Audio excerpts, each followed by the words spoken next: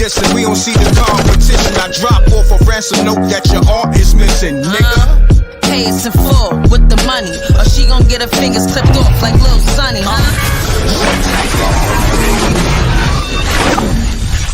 MRecktv. Y'all know the M.Reck room etiquette. Pound that like button. This is the segment of MRecktv, breaking news live. We gonna get right into it, man.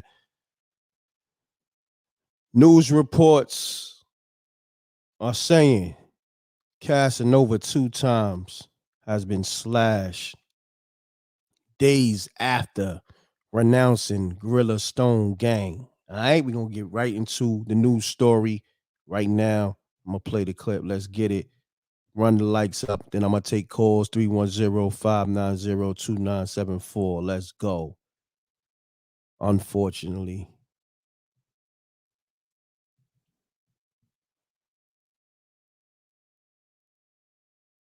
Renewed scrutiny on the escalating violence.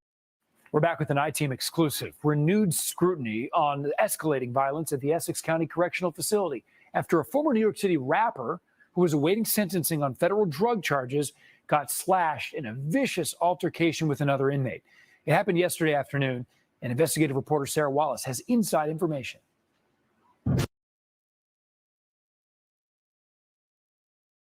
Former Brooklyn rapper Casanova, whose real name is Coswell Sr., isn't going back to his hometown streets anytime soon. The self-proclaimed Blood gang member who pleaded guilty to federal drug conspiracy charges last year was involved in a vicious fight yesterday at the Essex County Correctional Facility in Newark. These internal reports from correction officers say Sr. was slashed with a weapon by another inmate, Ulysses Lugo, and then chased him down with the help of others. We spoke with one officer who responded to the scene. Inmate Lugo, you couldn't see his face because he was saturated in blood.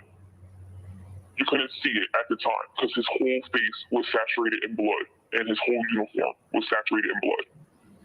Inmate Senior was sitting there and blood was just coming out of his face. A spokesman for the county told us this minor incident and whether weapons were employed is under investigation. Insiders tell us the unit was not searched last night or this morning, but in a recent interview with me, the director insisted they have implemented enhanced searches. We're doing the searches. Real quick, I'm going to run the clip back. If you just now tuning in, Casanova face was slashed days after renouncing Gorilla Stone gang. All right, we're going to talk about it. Y'all can call me up, 310-598-2974. This is a serious situation. And I want to say this to the kids about this gang life. This is not what you want, okay? He got in the gang life, and I guess he got a taste of that rap life and decided he wanted different for his life. But one thing about that gang life, from what I understand, is blood in, blood out, meaning once you sign up, you got to take it to the grave. So we're going to get back to this news clip. Pound that like button. I'm going to open the lines up for the calls. But this right here, it's not just me reporting the news. This is me giving insight to the kids. You know, read those books. Get a craft. Study some type of craftsmanship. Stay away from this gang life. This is not what you want. Okay? Unfortunately for Casanova, it's kind of crazy for him. You know what I mean? He's still facing some crazy years, and we're going to get back to it, all right? I just wanted to add some context. Insisted they have implemented enhanced searches. We're doing the searches 2 shifts a day. I'm doing everything that you can from a correctional administrator handbook done. And then there's the issue of officer training. Retired Correction Lieutenant Jim Teresi reiterated what we've highlighted in recent stories. Took a 4-month officer with no academy training, and we put her alone with 64 federal prisoners who she has no idea who they are or what they're there for. In January, state law will require correction officers to go through the police academy before they oversee inmates. But in the meantime, the numbers are disturbing. Since March, before yesterday, there were 17 codes, inmate-on-inmate assaults or inmate-on-officer assaults. Ironically, yesterday's violence. Renewed scrutiny on the escalating violence at the Essex County. We're back with an I-Team exclusive. Renewed scrutiny on the escalating violence at the Essex County Correctional Facility after a former New York City rapper who was awaiting sentencing on federal drug charges got slashed in a vicious altercation with another inmate. It happened yesterday afternoon, and investigative reporter Sarah Wallace has inside information. I should get paid for the work I put in. I'm so Brooklyn. Former Brooklyn rapper Casanova, whose real name is Coswell Sr., isn't going back to his hometown streets anytime soon. The self-proclaimed Blood gang member who pleaded guilty to federal drug conspiracy charges last year was involved in a vicious fight yesterday at the Essex County Correctional Facility in Newark. These internal reports from correction officers say Sr. was slashed with a weapon by another inmate, Ulysses Lugo, and then chased him down with the help of others. We spoke with one officer who responded to the scene. Inmate Lugo, you couldn't see his face because he was saturated in blood. You couldn't see it at the time because his whole face was saturated in blood and his whole uniform was saturated in blood. Inmate Senior was sitting there and blood was just coming out of his face. A spokesman for the county told us this minor incident and whether weapons were employed is under investigation. Insiders tell us the unit was not searched last night or this morning, but in a recent interview with me, the director insisted they have implemented enhanced searches. Yeah, we back. Man.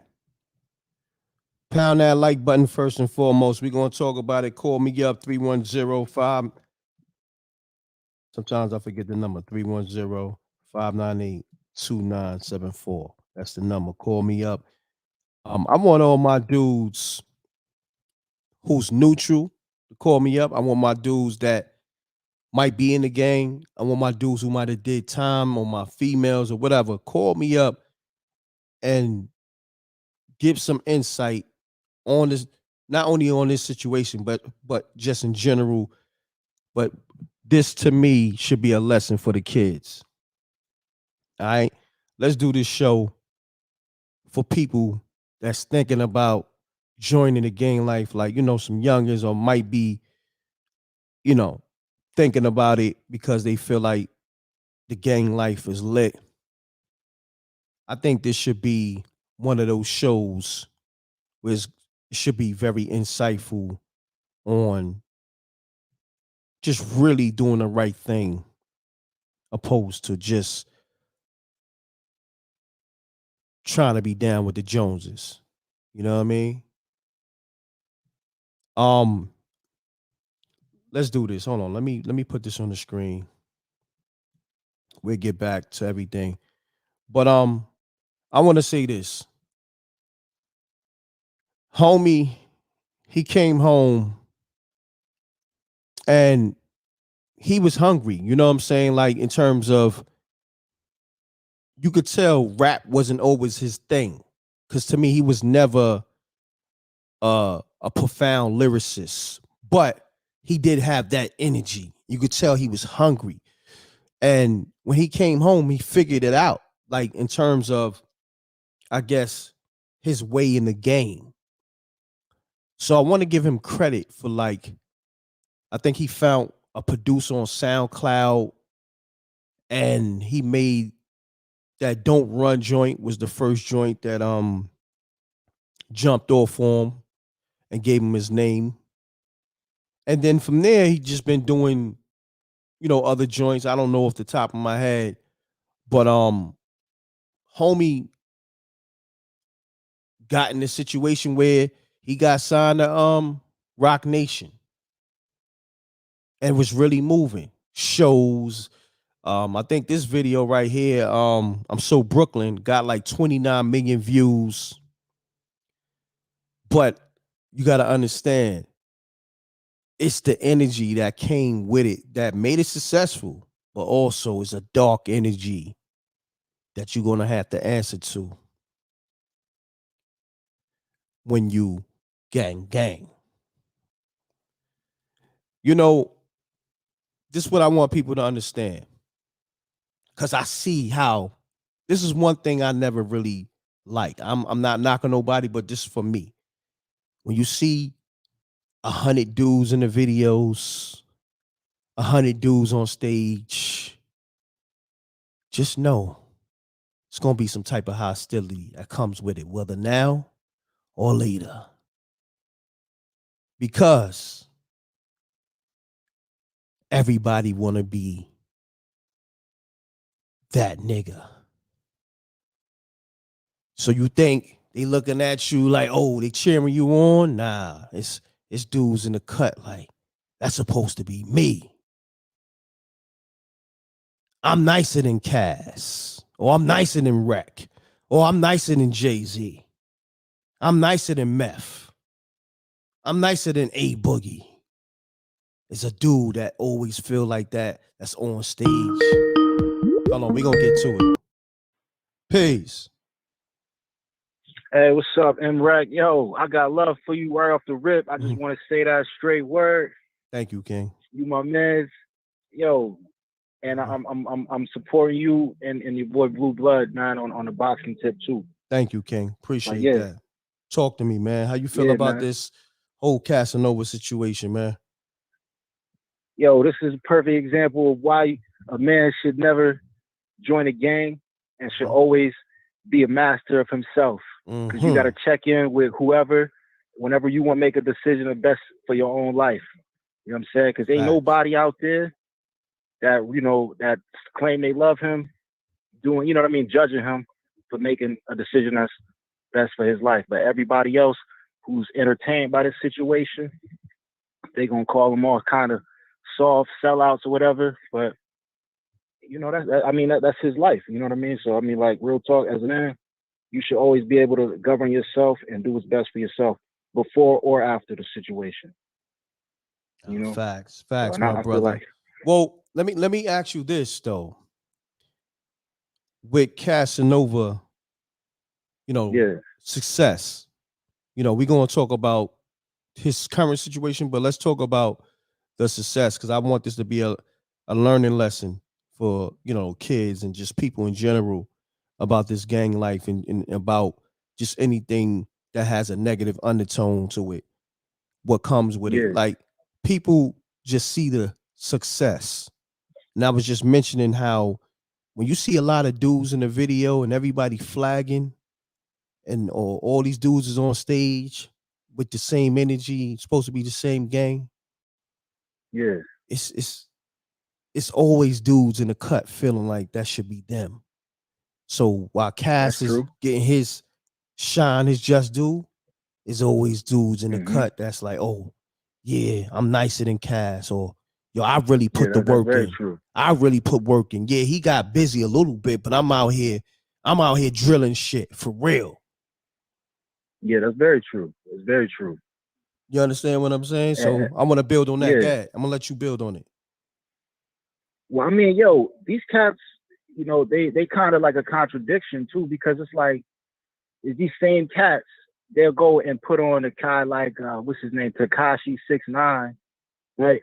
And they'll go and get behind that dude and support that dude. And then when things don't, you know, things go left, now ain't nobody slashing Tekashi face. You know what I'm saying? You don't see nobody running up on Tekashi with that love, but another black man, we can give it to another black man all day. That's just the way I see it. Like, you know, like we can pull them razors and them guns out on another black man so fast. But you know, they'll go and do this with another cat like that, and then that boy walking around with a fresh face. You know what I mean? Tekashi, that is. You know what I'm saying? I mean, I think he got jumped down in Florida, but correct. I don't think that was related though. You know what I mean? I mean, from what I understand, that was like some clout chasing.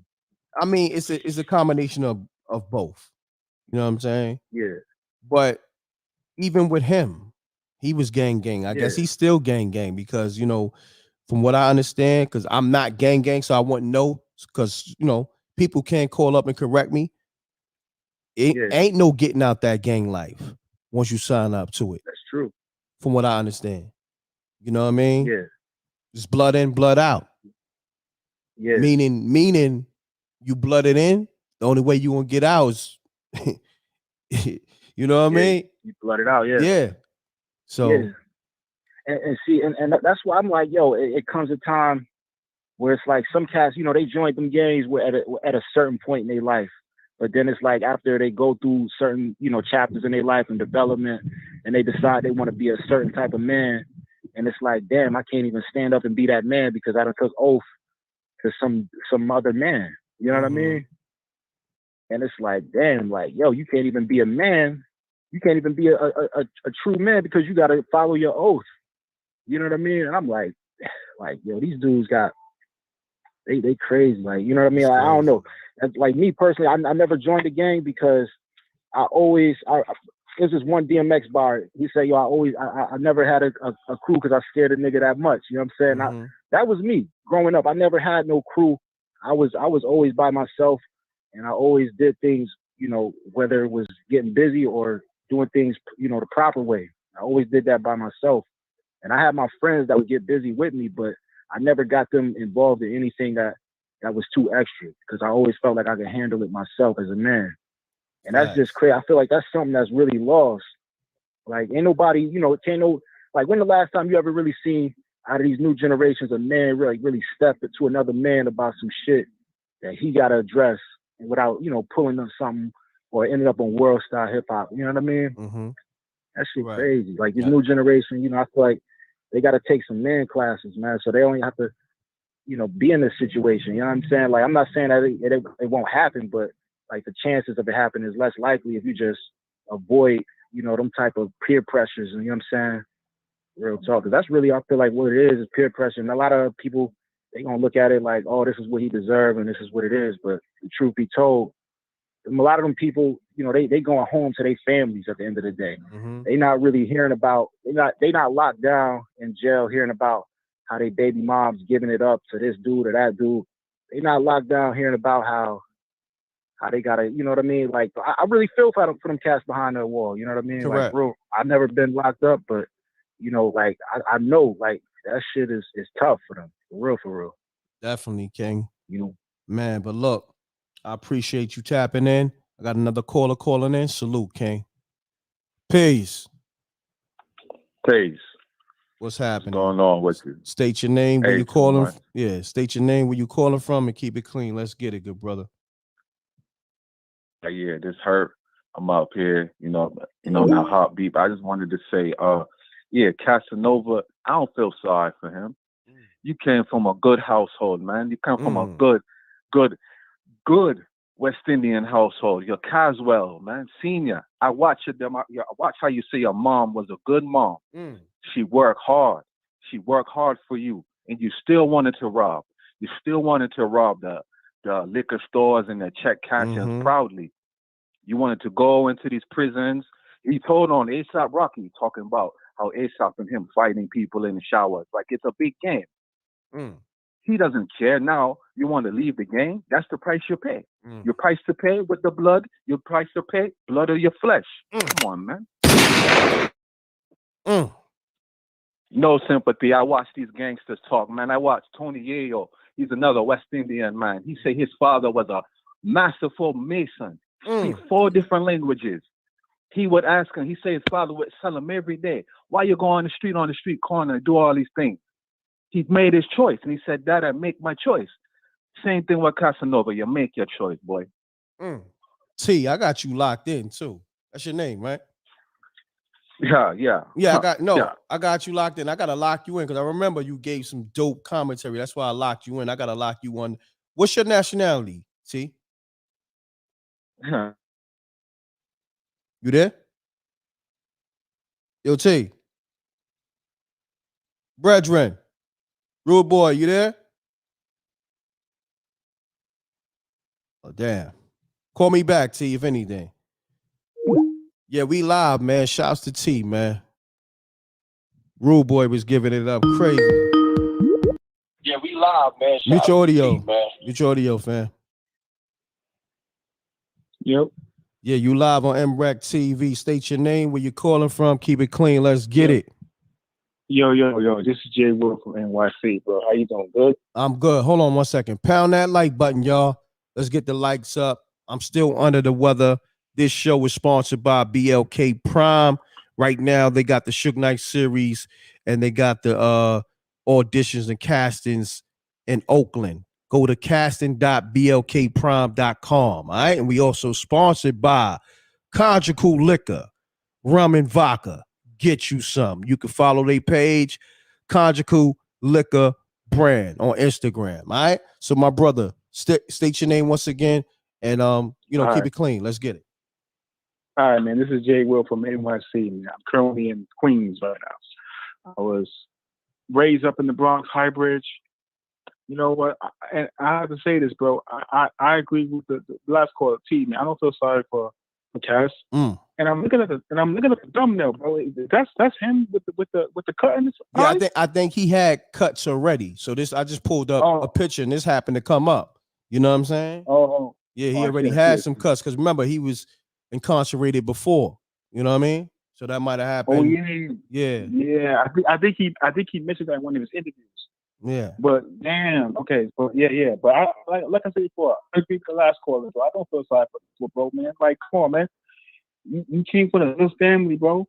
Like, you want to project that the lifestyle that you had coming up. You have two choices, man. You can't be a gangster and a rapper at the same time. You can't do that. You can't do that, brother, man. Now you're looking at damn near 2 decades in prison, and then you all in Twitter, all in social media talking about, I see the fake fans for the real fans. Bro, you were around fake fans from the beginning. Them same mofos, they're not visiting you. Your mama is. And one thing we have to understand, and it's a sad thing to say, when it comes to a lot of black people who get locked up, they be the best version they are in prison. But they're never they're never the best version that they are in the street. I'm a student for life. It is my job to be the best version of myself every day. I just finished a whole 45-minute cardio, bro. Just pumping, just getting my mind off things, man. Yes, sir. So these cats out here be the best version they can be in prison. They submit to authority. They isolate themselves from any type of violence. They ain't trying to get no time extension. They convert to religion. Because truth be told, you and I can agree, and a lot of these cats out here, that a lot of young black men do not convert to religion until they get locked up. So that right there alone is a problem. I don't have anything against anybody's religion, but if you have to convert to a religion when you're locked up, that's a problem right there. That's a problem right there. Facts, King. So, but it's your mama. It's your mama that be driving all them miles to come see you. Come on, youngins. You can't be a gangster and a rapper at the same time. You either it's no in between. Fix our game up, man. Fix our game up, man. And I'm gonna land my plane, bro. Easy. Peace, my brother. Wow, call me up. I'm loving the commentary from the people. It's people calling up, feeling like they don't feel sorry for Cass. Call me up, man. I need some female perspectives also. You know what I'm saying? Call me up. I'm gonna give some more perspective to the situation. Shouts to T. He brought something up that we all knew. Casanova came from a good home. I mean, he said it himself.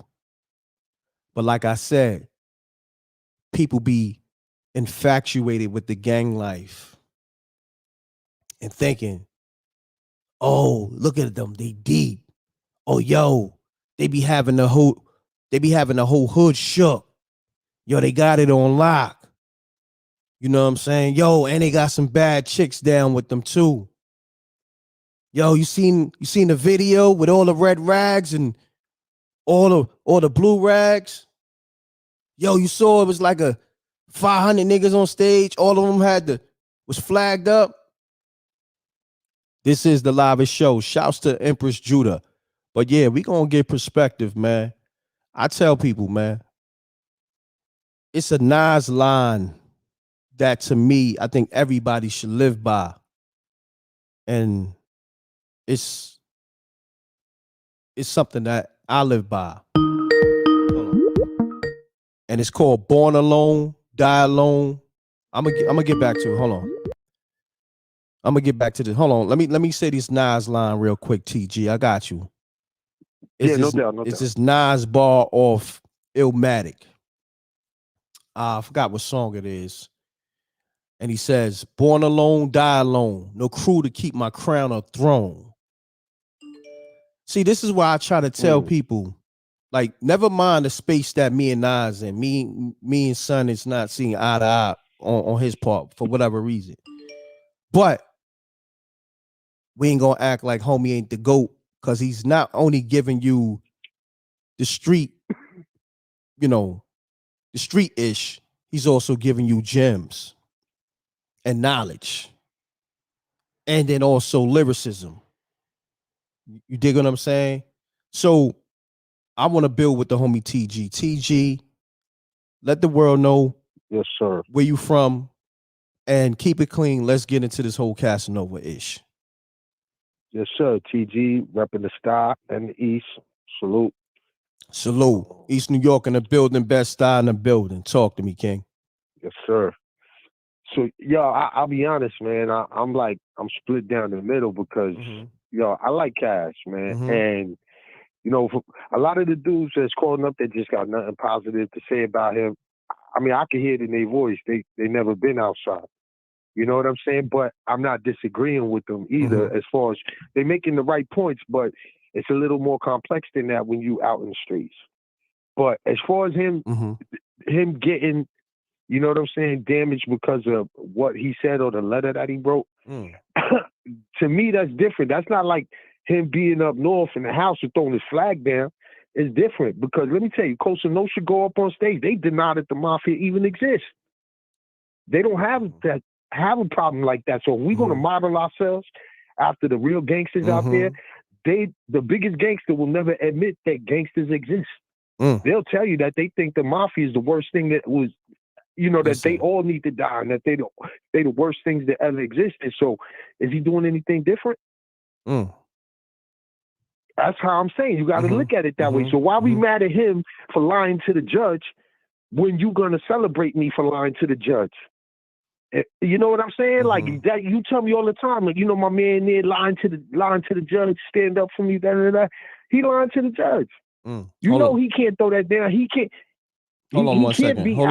Hold on 1 second. Pound that like button. We got TG dropping some gems on y'all. Pound that like button. Get the likes up. The likes is free. Let's get to it.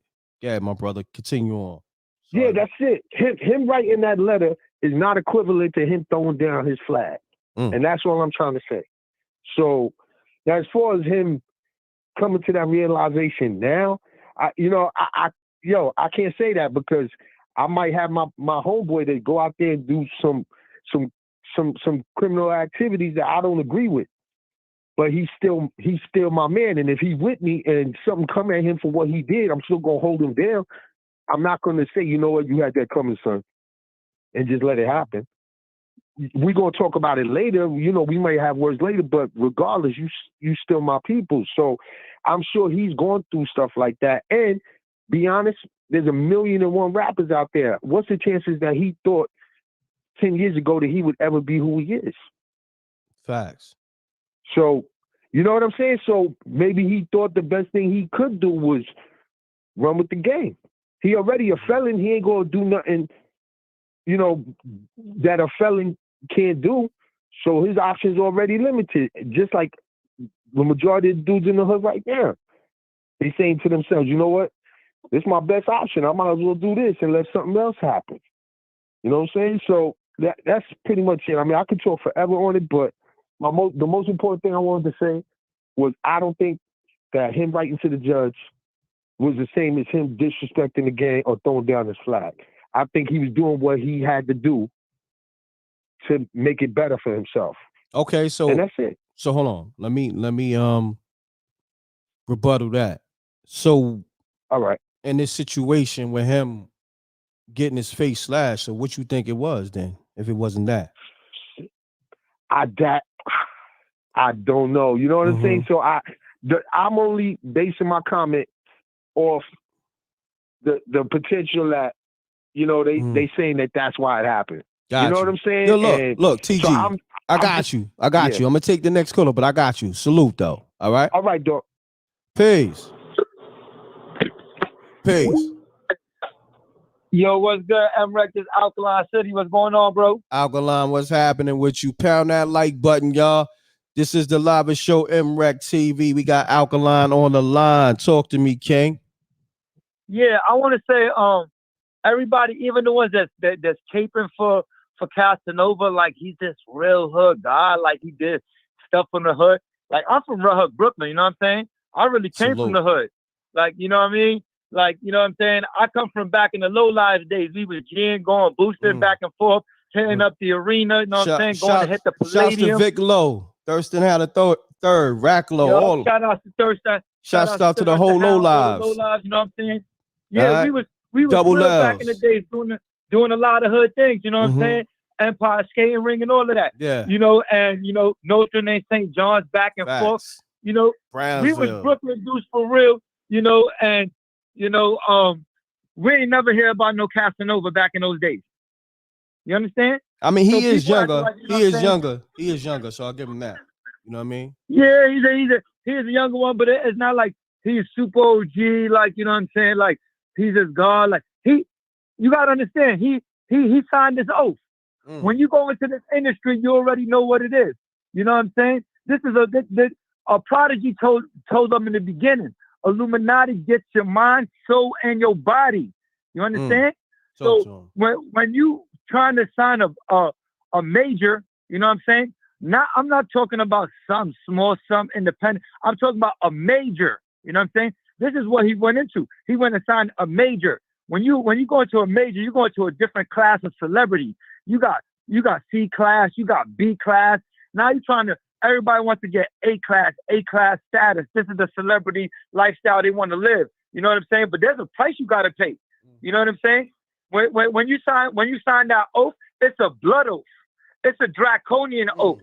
That oath is owned by the draconian law. If people don't know what the draconian law is, look it up. It's the only law in society that gives a right to kill. It's the only law that was ever signed in blood. You know what I'm saying? They signed that oath in blood. You know what I mean? And that oath supersedes all law. You know what I'm saying? And that oath controls everything. It controls big business, big pharma, big music. You know what I'm saying? Big hip hop, big industry, big chicken, whatever you want to say. You know what I'm saying? Whatever big industry it is, this draconian law supersedes it all. It controls it all. And when you sign that blood oath, you know what I'm saying? That you know the consequences.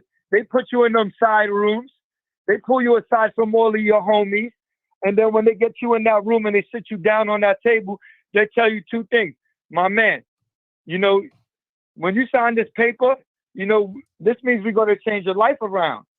But you know, there are sacrifices that come with that. You know, you got to pay the piper someday. You know, we ain't going to tell you when, but when we come, we're going to come. And they come two ways, right? They can eat, first they implement you, you know what I'm saying? They drug you up, they adrenochrome you, you get high and all of this, and then they have you in the room doing some satanic gay rituals, and then they get you on camera. So now, you know what I'm saying? That's the first thing they do. Oh, yeah. My bad. Man, I don't know what happened. Peace. Hello? Yeah, peace. I don't know, man. The lines just switched over, man. I was actually typing some. Maybe I hit the wrong button. But state your name, where you calling from, and keep it clean. Oh, damn. Alkaline, I don't know what happened. Hold on, bro. I'm gonna try to call you back. Or just call back. Let me see. Here we go. Yeah, What I'm saying, Alkaline. pollute them, make them think it's good. And that's what we do. We taking the pollution, and then they don't have no problem doing it because they already know that they sucked into the society now. They got them by the balls. But then the next thing they do is they say, that's not your sacrifice. That was just, a stepping stone just to get in. You just peeping through the doors. Now to really get in, we got to get our sacrifice. And the sacrifice is either, you know what I mean, they take a family member, or you know what, they got a bunch of stuff that you've been doing your whole life, or they set you up into some secret sort of indictment where they can RICO you or anything like that. And the next thing you know is you doing a Suge Knight number, you're doing a Casanova number, you're doing a Bobby murder, and then they're either going to give you the big bit, or they might give you the short bit like a Bobby Schmurder. And then when you come home, they say, all right, now you ready to rethink this contract over? And then now you like, you already saw what they could do. Bobby Schmurder saw what they could do. They already hit him with a small rack of numbers. So now, what is he doing right now? He's doing whatever they tell him now.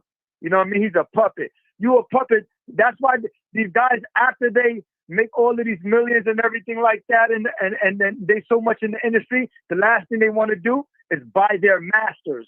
Why they want to buy their masters? Because the person who owns their masters is their master. You know what I mean? They're a slave to this master. You know what I'm saying? And until you own that master, you have no rights. You're a slave.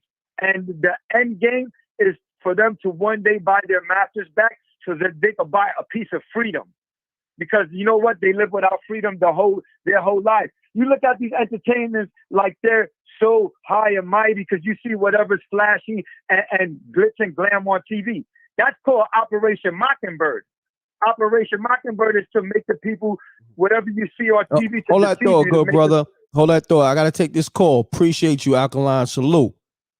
Peace. Peace. You? Peace. What's the good word? What's going on, Brother Lewis? What's happening? Man, I wanted to call in and drop my 2 cents, man. Let's get it. Man, I think one of the things that we have to remember is that this music industry is being controlled by the government. People like Casanova, how old was he when he got on? Did he get on at an age where he was easily influenced and molded by a lot of these execs and people behind closed doors that we never see? We always see the forefront, which is the rappers and the entertainers, and some of their uncanny decisions. But there are people behind the scenes that help to mold these rappers for the images that they're trying to promote and trying to push. It's an unfortunate situation that the young brother's in jail and he's going through what he's going through. But a lot of time when these rappers gain a moment of clarity or they gain some consciousness and then they want to do right, it's usually kind of too late at that point. So we always have to keep in mind that there's a bigger force working behind closed doors that's to hijack the music. And I'll leave off on this point. If you remember back in the late 80s, early 90s, what was the call or what was the push? You had NWA saying F the police. You had Tupac saying kill them if in the event they're trying to kill you, bust back at them. You had KRS-One with whoop, whoop. That's the sound of the police. Correct. And now that whole movement has been neutralized, and now the music is more geared towards killing each other and looking at each other as ops. There's a hidden hand in here, and we can't always look at the rappers as if they're out here deliberately doing it. Some of them are just as much victims as the listeners who are being poisoned by the music, because at one point they were listeners also. And that's my 2 cents. Got you. Good. Great valid points, good brother. Brother Lewis, man, let them know, man, what you got, if you can. What you got in the works, man? We gonna save that. We gonna save that for another minute. But yeah, they definitely they know the name of what they're gonna see some things when the time is right, and then we're gonna let it be known what that is, bro. But I appreciate you much for opening the lineup, bro. All right, before you go, not a problem. Now, my brother right here, Lewis, you saw him in a lot of films, but recently you saw him in the Best Friends, you know what I mean? That's on Tubi. He played the character Tito. You know what I mean? Yo, brother Lewis, real quick, what was and you know the Rec Mob, they love Best Friends. What was the preparation for that role? Really just studying the environment, because that's a story that's very familiar no matter what ghetto you come from. You know what I'm saying? And that's, some of us like to get it fast. Some of us like to do it by any means necessary. And then there's just that one character that, you know, is able to identify some of the poor choices and is gradually trying to phase out. And so my study and preparations were just looking at the reality of what was going on in the environment. And thanks to people like you who set up the shop for us to really do this on a professional level, we had to approach this professionally. So I appreciate you much, bro. Not a problem, my brother. Nah, you did an impeccable job. Shouts to you, man. Let them know your resume real quick. Some of the films you was in, TV shows, real quick. Just break it down. Yeah, no doubt, man. They can check me out in the movie Exposed with Keanu Reeves. I was in Madam Secretary, the TV show Bull, Orange is the New Black, Law and Order. And I got a project out now on Tubi called Nasty. Shout out to Dennis Reed Productions. And y'all can also check me out in Meeting Boone. And we have the sequel coming out, you know, pretty soon for all those out there in the listener audience, man. So salute to y'all, salute to M.Reck, and y'all know what it is, man. Y'all know the etiquette. Hit the like button. Yes, sir. Subscribe all day, every day. Yes, sir. My brother, hold it down. Me and my brother Lewis got something major coming, a major film coming. I can't even, you know I want to say it, but you know we gonna save it for the near future. The fuse is lit. That's all I gotta say. It's lit. Man. It's lit, man. If y'all love Best Friends, man, wait till this next joint come. You know what I mean? Y'all gonna be like, wow, on every level. Acting, production, absolutely everything. But my brother, hold it down. Cinematic, everything, man. Storyline, you know, just trust and believe. You gonna love this. Well, you know, coming. when that time comes, we definitely got to do some interviews and do some behind the scenes stuff, and it's gonna be a great look for everybody, bro. Facts, my brother. Appreciate that. And for those just now tuning in, you can watch my brother Lewis play the role of Tito on Best Friends on Tubi right now. SJ is gonna put the link in the chat room again. Go watch Tubi right now. The movie Best Friends, not that Marcus Houston shit. Best Friends with the S. You know what I'm saying? No disrespect to Marcus. That's the other best friend. We talking about. We talking about Best Friends. One. Yeah, the real one. You know what I mean? So check that out on Tubi today, tonight, or you know whenever you can. But brother Lewis, man, appreciate you, King. You know what I mean? All right, no doubt, bro. Appreciate you much, cuz we gonna holler, all right? Yes, sir. Peace. Shouts to DISP for real. She said Best Friends was good. Thank you. Shouts to my brother Rip in the room. I see you. Okay. Subscribe to Forgotten Kings TV 2.0 on YouTube right now. That's my brother. Also subscribe to that M.Reck and Rip show channel. We got that up. The links is going to be in the chat room. SJ is going to make sure she plug everything. She going to plug the sponsors. We're sponsored by Conjugal Liquor, Rum and Vodka. Get you some.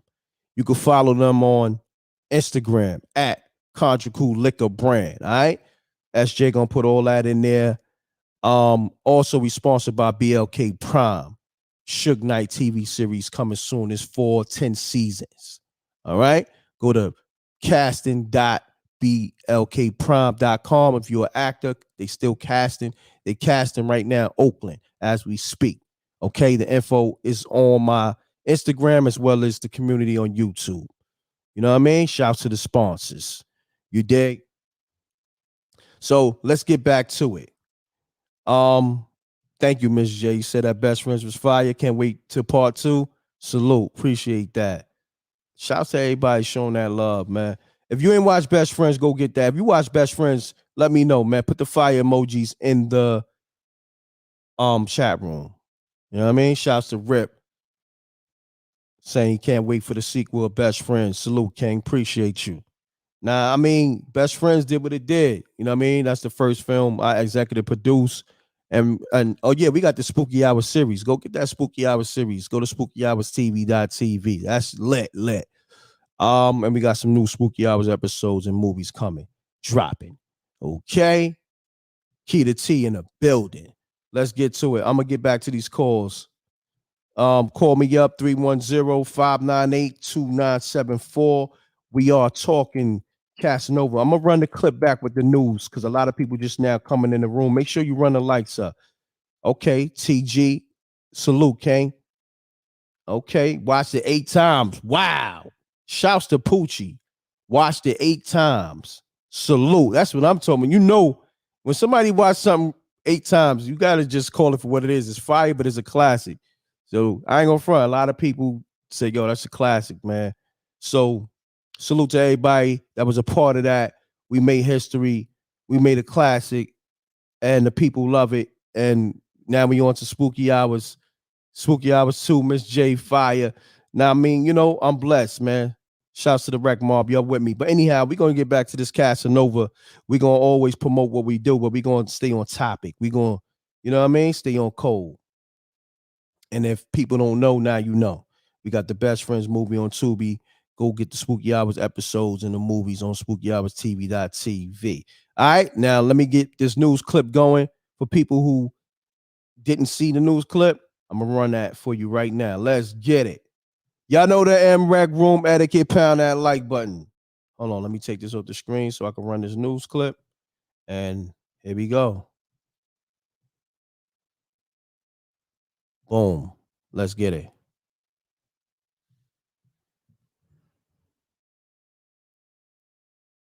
We're back with an I-Team exclusive. Renewed scrutiny on escalating violence at the Essex County Correctional Facility after a former New York City rapper who was awaiting sentencing on federal drug charges got slashed in a vicious altercation with another inmate. It happened yesterday afternoon, and investigative reporter Sarah Wallace has inside information. I should get paid for the work I put in. I'm so Brooklyn. Former Brooklyn rapper Casanova, whose real name is Coswell Sr., isn't going back to his hometown streets anytime soon. The self-proclaimed Blood gang member who pleaded guilty to federal drug conspiracy charges last year was involved in a vicious fight yesterday at the Essex County Correctional Facility in Newark. These internal reports from correction officers say Sr. was slashed with a weapon by another inmate, Ulysses Lugo, and then chased him down with the help of others. We spoke with one officer who responded to the scene. Inmate Lugo, you couldn't see his face because he was saturated in blood. You couldn't see it at the time because his whole face was saturated in blood and his whole uniform was saturated in blood. Inmate Senior was sitting there and blood was just coming out of his face. A spokesman for the county told us this minor incident and whether weapons were employed is under investigation. Insiders tell us the unit was not searched last night or this morning, but in a recent interview with me, the director insisted they have implemented enhanced searches. We're doing the searches 2 shifts a day. I'm doing. Yeah, we back, y'all. Man, unfortunate situation. Rapper Casanova slash, I want to say a day after, because that happened yesterday, I believe, the slashing, and it was reported today. So a day after he renounced his Gorilla Stone gang affiliation, and we know why he did it, but at the same time, I guess the communication might not have been there. You understand what I'm saying? So think about this, y'all. You know, Cass fighting for his life in jail. I believe he got kids, or he definitely got a kid in the world. Got a girl out here. And he's a rapper. He was signed to Rock Nation. You know, of course, Rock Nation, that's Jay-Z brand. And, you know, you got these big street records that's going viral, you know, the videos and, Your interviews going viral on the Breakfast Club. But it's that negative undertone with that gang affiliation. You know, there's a price to pay with that. You know, I tell people, man, because a lot of people used to question me, yo, Reck, yo, you know, you gotta have like 100 niggas on stage, yo, you gotta have mad people in your videos. And I used to tell dudes, nah, I don't want that energy around me. Cause I know what come with that. You know what I'm saying? And mind you, it was one time that I did affiliate myself with somebody that brought that gang activity around, and I didn't like it. I shut it down quick because it wasn't about having so many people in the video, having so many people on stage, because I never thought that was lit to me. Still to this day, I hate that shit in battle rap. I want to see the artist rock. You know what I'm saying? And I understand when Wu-Tang did it, I get it. You know what I mean? That's what made them different. But for me, you know, I just feel like, you know, and I'm kind of going a little left, but it's still within the topic. You got to be careful when you got certain energy around you, because everybody want what you want. Everybody want to possess what you have, and everybody don't have it. Some people may be more lyrical than you, but Cass, I'm gonna say this again, Cass was hungry. He figured it out. You know what I'm saying? Like I said, I'm not riding for homie and I'm not knocking homie, but I'm gonna, when I see somebody that grind, because it's hard to get in this game, it's hard to become successful. But to me, he was already too deep in, regardless of how it played out. Him getting snatched up in a Rico, he was too deep in, because once you gang, you gang. So it's like, regardless of him becoming a successful rapper, he still had certain obligations to the gang. That's just how that thing worked. I see, I don't know the inner workings, but I just know from, you know, other people that's aligned with it. You know what I mean? You got certain responsibilities that you still got to carry out. You know what I mean? And I don't know all the details. If you do know the details, you're more than willing to call. I'm just saying, I'm trying to spread insight to people that think this gang life is peaches and cream. Then stop getting caught up in, you know why I like J. Cole? When you see J. Cole, you don't see a lot of people in his videos. You don't see, he's on stage for Dolo. I don't even think he got a hype man.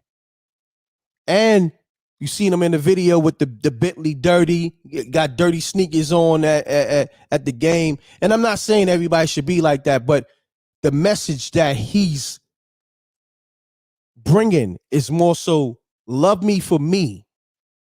Don't love me because I got the newest sneakers, or because I got all these chains on, or because I got 1,000 gang members in the video, or I'm putting down my peoples or putting down my women. J. Cole, I ain't gonna front, man, probably one of the best that's doing it currently on every level. Like, not only he's killing it too on all the features too, smoking shit, he killing shit, but just in general, what he stands for, I love what J. Cole stands for. That positivity. You know what I'm saying? And somebody just put some in the chat. He said, "Here, bury you with nerd bars." To me, when I rock with J. Cole, I don't feel like those are nerd bars. I feel like he's giving you bars outside of, you know, the street shit. But it don't come off like as a nerd. He don't come off as a nerd to me. Now, there's a lot of dudes be praising, that shit be coming off weirdo like or nerdy. But J. Cole, to me, he knows how to, create that balance where it's like, it's still dope, but it don't come off as on some nerdy shit, or it don't come off as, on some weird shit. I just rock with the homie. He got it. You know what I'm saying? He got an ill lane. Got an ill lane. But anyhow, let's do this, man.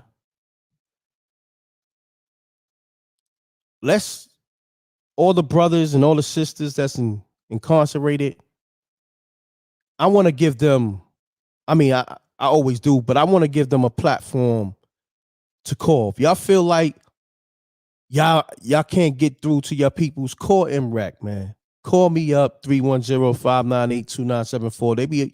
They be all be tapped in. Call me, man, because I want to make sure your mental state is good. Because being locked behind them walls and going through what y'all going through, I know y'all need somebody to talk to when you can't get through to your peoples, or maybe your peoples is not understanding. Man, call me up, man. I want to make sure I'm there for you. I want to make sure I'm there for the homies, the sisters. And I want y'all to give insight, being that y'all in that situation, to people that want to get in a gang, or maybe want to just get in the street life. Like, man, it's so crazy because, people say hip hop culture glorifies the street life. Now, I got to say this, and you're not wrong for saying that, but hip hop does come from the streets. The streets is a part of the ghetto. And hip hop is the soundtrack to the ghetto. So it comes with the territory. Not to make no excuse, but you know what it is? It's almost like when you got a corner store in the hood. Niggas gonna hang out in front of the corner store. Niggas gonna hang out in front of the corner store. Niggas gonna sell crack. Niggas gonna shoot dice. Homies gonna holler at chicks. That's just what it is. It comes with the territory, man. You know what I mean? Like, we are where we from. Of course, you want to graduate from that mind state, from that living environment. And to me, it builds character, because you got some people, they never, was born into that. So they wouldn't understand that. So this is why they may be infatuated with people that come from that. You know what I'm saying? Like, for hip hop, for instance, this is why the suburban and the white kids and just all races gravitate to it that don't come from that, because they get to live our struggle through the music and the videos and the cinematography of the movies and stuff like that. So also, yeah, somebody brought up a great point. Now, hip hop wasn't always about, you said gangs, but it wasn't always about street culture. It was about uplifting the people. Of course, that's what I'm saying. It's a balance. It's a balance to everything. You got to understand this, right? In life, everything has duality. It's two sides to everything. It may be multiple sides. You got good, bad, light, dark, the top, the bottom, the struggle, the wealthy. We can go on and on. The rich, the poor, left, right, hot, cold. It's duality in everything. And that's life. God, the devil. I could go on and on. heaven, hell, on and on. You know what I'm saying? Good energy, bad energy. Yeah, I already said that. Top, bottom, up, down, left, right. We can go on and on. Then we can go, look. You got the sphere, which is a circle. Then you got the square, which is a box. You know, night, day, facts. You know, understand duality comes with this life experience. It's two things or multiple sides to different things. And us as humans or beings on this earth, we have to balance everything. Like, think about it, right? You got to make money, but at the same time, you got to raise your family and protect your family. You got to make money, but at the same time, you may have to fix your car because the mechanic is charging too much. It's always a balance. You got to make money, but then you got to spend time with your kids, help them with their homework. You know, maybe go to a baseball game. Your son is playing baseball. Your daughter may be a ballet dancer or whatever, and you got to go to the, you know, to watch her do the ballet thing or whatever. You know, it's a balance to everything, man. I'm just building. Like, I know we talking about the Casanova thing, but I'm just building in general. I'm just giving y'all, you know, some layers to just life. Cause sometimes, shouts to the homie, he came in here, he said, sub, real. TG, what's happening, G's? No, I just one thing to say on what you're saying right now. I was having that conversation with Little Man recently. So he was being slick with me, and I was trying to say the opposite of this is this and this. So he was like, I don't remember what he said, but it was something stupid like, what's the opposite of hot dog on the floor? And I sat there for a minute, and I was like, there's the opposite to that. And he was like, what? I said, no hot dog on the floor. Correct. Dropped the mic and walked away. So, like you said, man, there's the opposite to everything. So they could be like, you know, a hot dog and water, or the hot dog and water. You know what I'm saying? It ain't got to be on the floor. Whatever. Yeah. Exactly. What's the opposite to elevator? No elevator. Damn. Yeah. You know what I mean? Or steps. So that was it. I just want. No. The opposite of elevator is the steps. You understand what I'm saying? There you go. There you go. But even for something that you can't think of, you know what I'm saying? Like, it's still an opposite to it. You know what I mean? So the opposite of whatever it is it not existing. So that's an opposite. You know what I mean? But I just wanted to drop that because it was funny that I was just having that conversation. Wow. You said that. I wanted to share that with you. I'm out. That's crazy. That's the universe, King. Salute.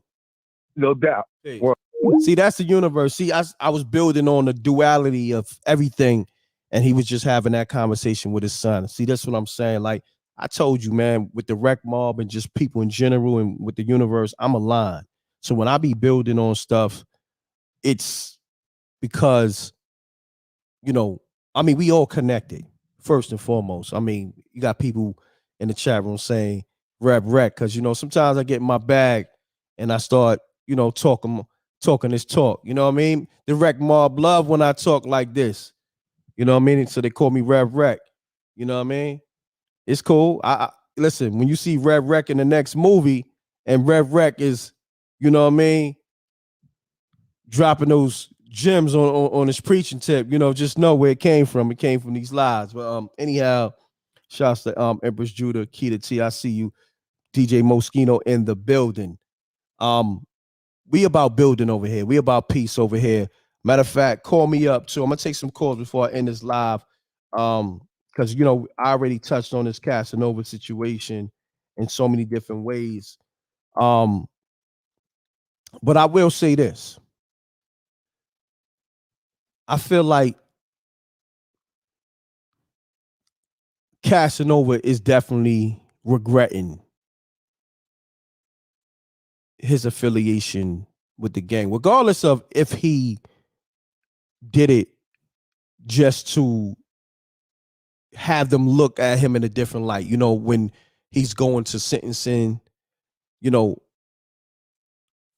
I get all that. But at the same time, you could just tell from all the tweets from over the years that homie is looking at this like, yo, I was just on Rock Nation having dinner with Jay-Z. I'm signed to Jay-Z. I got the hottest records in the world, whatever. The videos at 29 million. And now I'm in the pen where I gotta share a bunk with somebody and we gotta clean our clothes. And you know, some people don't have a sink in the jail cell, so they might have to clean their clothes in the toilet water or whatever. And you know, just everything. He got to sit up in a mess hall, and he got to be in the yard, and niggas is looking at him like, you know, he fool. Every day he got to be on point. Every minute he got to be on point. When he was just out in the world having this success as a rapper and being affiliated with one of the GOATs. You know what I'm saying? Jay-Z is a GOAT. We're not gonna act like he's not a GOAT, but now I'm gonna keep it real. He ain't no like I gotta say this because, and for everybody that was doing this, shame on y'all. That Jay-Z and Nas thing was never a thing where they was on the same level. So let's not even go there. I'm talking about lyrically. You know what I'm saying? You can have that argument. Jay-Z is the better rapper, but if we're gonna talk about bars, please, y'all already know your loss. All right. But anyhow, he is a GOAT. Nevertheless, but a lot of people was trying to put them on the same level, and I didn't understand that. When people was doing that, you already lost your stripes in hip hop with me, because you gotta Nas come from that Rakim cloth. You know what I'm saying? So that's how I look at a Nas. It's like, and when Rock came in the game, that's the God. You know what I'm saying? Like to this day, them Rakim bars is untouchable. You know, and that's the type of cloth that Nas come from. Like, you know what I mean? Somebody dropping those not only bars, but dropping that knowledge. You know, I like to hear knowledge when dudes spit, and you know what I mean? But that's just me. Facts, Mo. I mean, you know, listen, with this hip hop thing, everybody, let me say this, everybody's not qualified to speak on, you know, certain arguments in hip hop.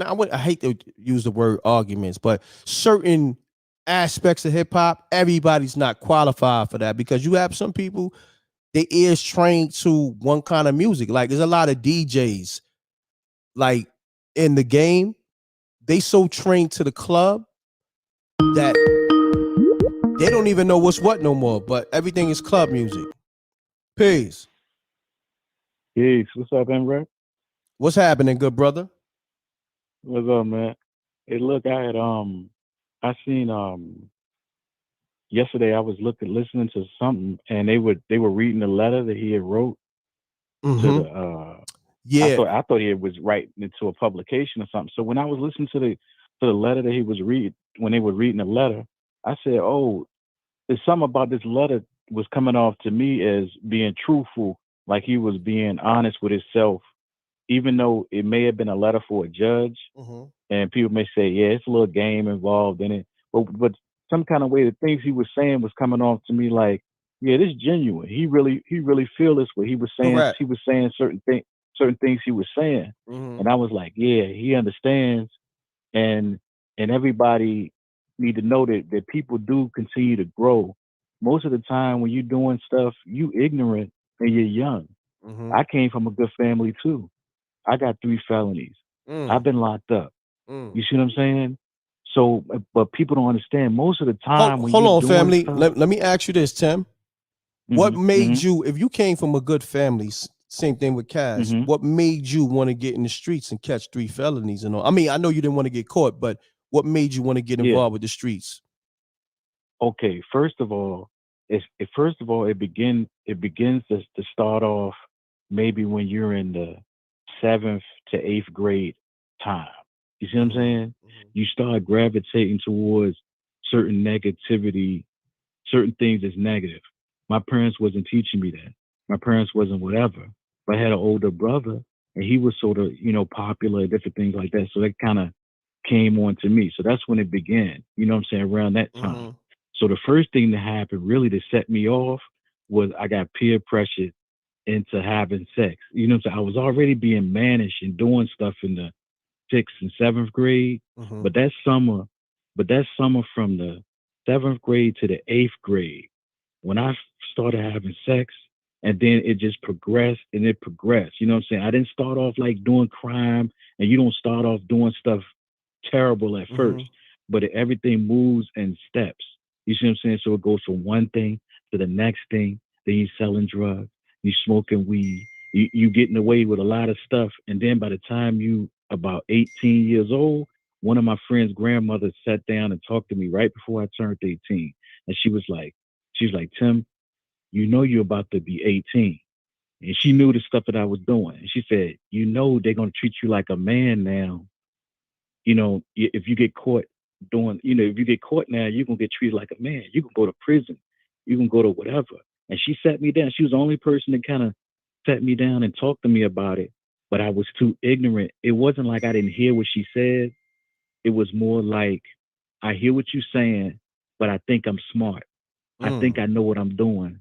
You see what I'm saying? And I also, at the same time, while I'm running around the street, I'm getting good grades. You see what I'm saying? I'm on an honor roll because I knew I had to satisfy what my parents wanted out of me too. You see what I'm saying? So as stuff progressed, then you do more stuff. Then the next thing you know, you robbing people. You see what I'm saying? You putting guns to people's heads and you doing all types of stuff. And it's not necessarily saying, hey, that's me. I'm vicious. I'm this and I'm that. It wasn't even like that. It's just that as you do one thing, the next thing pile up on the next thing. And next thing you know, you doing stuff that you ain't even imagine you're gonna be doing. You see what I'm saying? So when people say you come from a good family, stuff like that, you coming from a good family, but you too ignorant. Your mind ain't. I don't care if you book smart. You still too ignorant to understand the consequences of stuff that you're doing now, how it's gonna affect you later. I still deal with the consequences of stuff that I did, back then. I still got to deal with the consequences of it right now. But I wasn't thinking about it now. My brother had been in jail. My son just turned 24 years old. My brother been in jail the whole time before he was born. Damn. So he been in jail for 25 plus. Hold on years. 1 second. My brother Tim, what was his charge? Oh, he was another one like me. He shot. We were out hanging out one night, right? He had already had plenty of charges already over his head. He had a lot of time over his head, right? So we pull up into some apartments, and it's an incident that's going on. I had already had a feeling. They went out to the club. I had some women at the hotel. I said, I was trying to tell them, I said, why y'all gonna go to the club when I got everything that's at the club right here? So they went on and went to the club. They came and picked me up after the club, right? So after they picked me up after the club, I'm just riding around with them. We go somewhere. It's an incident already happening. He's kind of like, the man, like whatever he's supposed to be, my brother. You know what I'm saying? He gets out there, another situation with somebody else. He ends up getting involved, shooting the guy in the head out there. Damn. You see what I'm saying? On a situation that he didn't have anything to do with the situation at the time. You see what I'm saying? We're just pulling up. And then with that incident happening and other stuff already over his head, and you know what I'm saying, different things like that happened out there. You see what I'm saying? And that's how quickly that I've noticed things happen in the street in Rec. Nobody went over there for that situation. Next thing you know, from 10 minutes to 15 minutes from the time that they picked me up from the hotel, he done shot somebody in the head. Damn. That fast. And that's how I've seen stuff in the street happen that quickly because of, he was drinking and he was a little tipsy, whatever. But I'm just saying that's how quickly stuff can happen in somebody's life where they got to roll with a situation. I had to roll with that situation because I'm out there with them. You see what I'm saying? You can be in so many different kind of situations. So when people say, "Oh, they came from a good family," but you also got to think about people that came from a bad family and they did great. You see what I'm saying? So it's the opposite, like you were saying, duality to things. Duality People to that come from everything. good, Facts. yeah, Facts. exactly. So that's what I'm trying to say, man. And when I heard that, but like I said, the dude Casanova, he done been through it, man. He gonna revert back to what he knows while he's in there. So he's gonna be okay. He gonna regret everything and losing stuff like I did, like everybody did that been locked up. And when they sit down and think about stuff, and they're a long time in their head. You see what I'm saying? Because you don't really get no alone time to yourself. Yeah. So you got to have a long time inside your head when you locked up, and you sit back and you think about things. You look at things you regret doing and stuff like that. So he think about stuff like that, man. So people, yeah, you hurt people when you're in the street, man. You see what I'm saying? Yeah, he done hurt people. Yeah, he been hurt too. People done hurt him. He done stuff back and forth. Because one thing that I noticed by being in the street, you don't never really get away with stuff like you think. Like you do something to somebody else, somebody gonna do something to you. You see what I'm saying? That's the universe, You see, man. You know what I yeah. mean? So you gonna pay the price one way or another, either way. But like I said, I don't know the situation for real, why he got stabbed, sliced, or whatever. I don't know. It could be from something that don't even got nothing to do with, what he said in that letter. You know what I'm saying? Because that letter to me came off kind of genuine. He was taking responsibility for his actions himself. You know what I'm saying? And he was just, speaking on something like a man. But how You know what I'm about saying? this? And letters like, How about this? You got some people, right? They might not be in the gang and they got to prove themselves. So it might have been a situation like that. Somebody that felt like, oh, this dude don't even want to be. He want to renounce the Gorilla Stone. I'm trying to get down. You feel what I'm saying? I don't know. Yeah. Yeah, it could have Yeah. been that because you know how that goes. You know what I mean? Yeah, it could be anything for real. That's why I don't like to really speculate on it for real, because I really don't know. You know what I'm saying? I don't really know about what's really going on. But all I can say is, speaking from my own experience, you know what I'm saying? Because somebody comes from a good family doesn't mean that they recognize. Sometimes you don't even recognize how good your family is, man. Yeah. Until you get older and you have children, or you get to know people, your mind, become more developed. Then you can see, you say, I had this, other people didn't have this. I had that, I had this, I had that. I ain't have to worry about this, and this like other people and different things like that. And also another thing that people don't realize, when you come from a good family and stuff like that, you can't do what you want to do. And sometimes you look on the outside world not realizing the reason other people can do what they want to do because their family don't care about them like that. So you look at outside stuff like it's freedom. You don't know. That's the point I'm trying to make. When you young, man, you don't know. I don't care when you young, you think you're so smart. You think you know everything. You think, you got girls, you got this, you got money, you got whatever.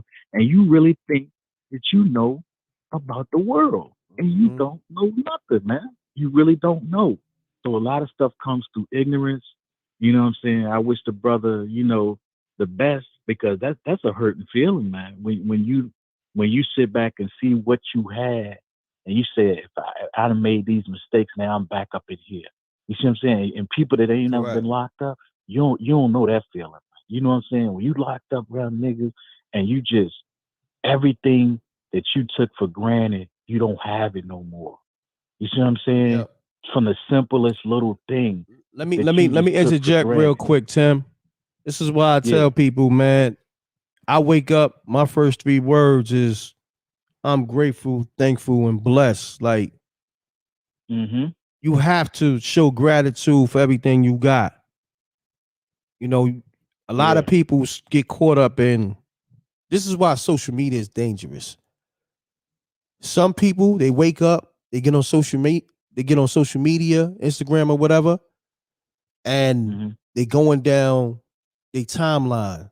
They go on people pages and they want to mirror their life with somebody else's that's out there portraying a lifestyle for social media. They might not even be living like that. And then that breeds a envy, a jealousy, and you're competing with an illusion. Or even if they are living like that, just be grateful for what you have. You understand what I'm saying? And a lot of females, this is why relationships, and it goes both ways too, because everything has duality.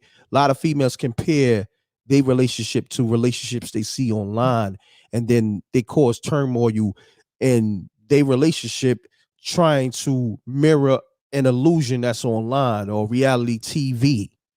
You understand what I'm saying? So you just have to be grateful, have gratitude for everything, man. Shouts to Moschino. He just said that too. I tell people, man, that's the energy I go off. And people be like, yo, Reck, you should be, further than where you at or whatever.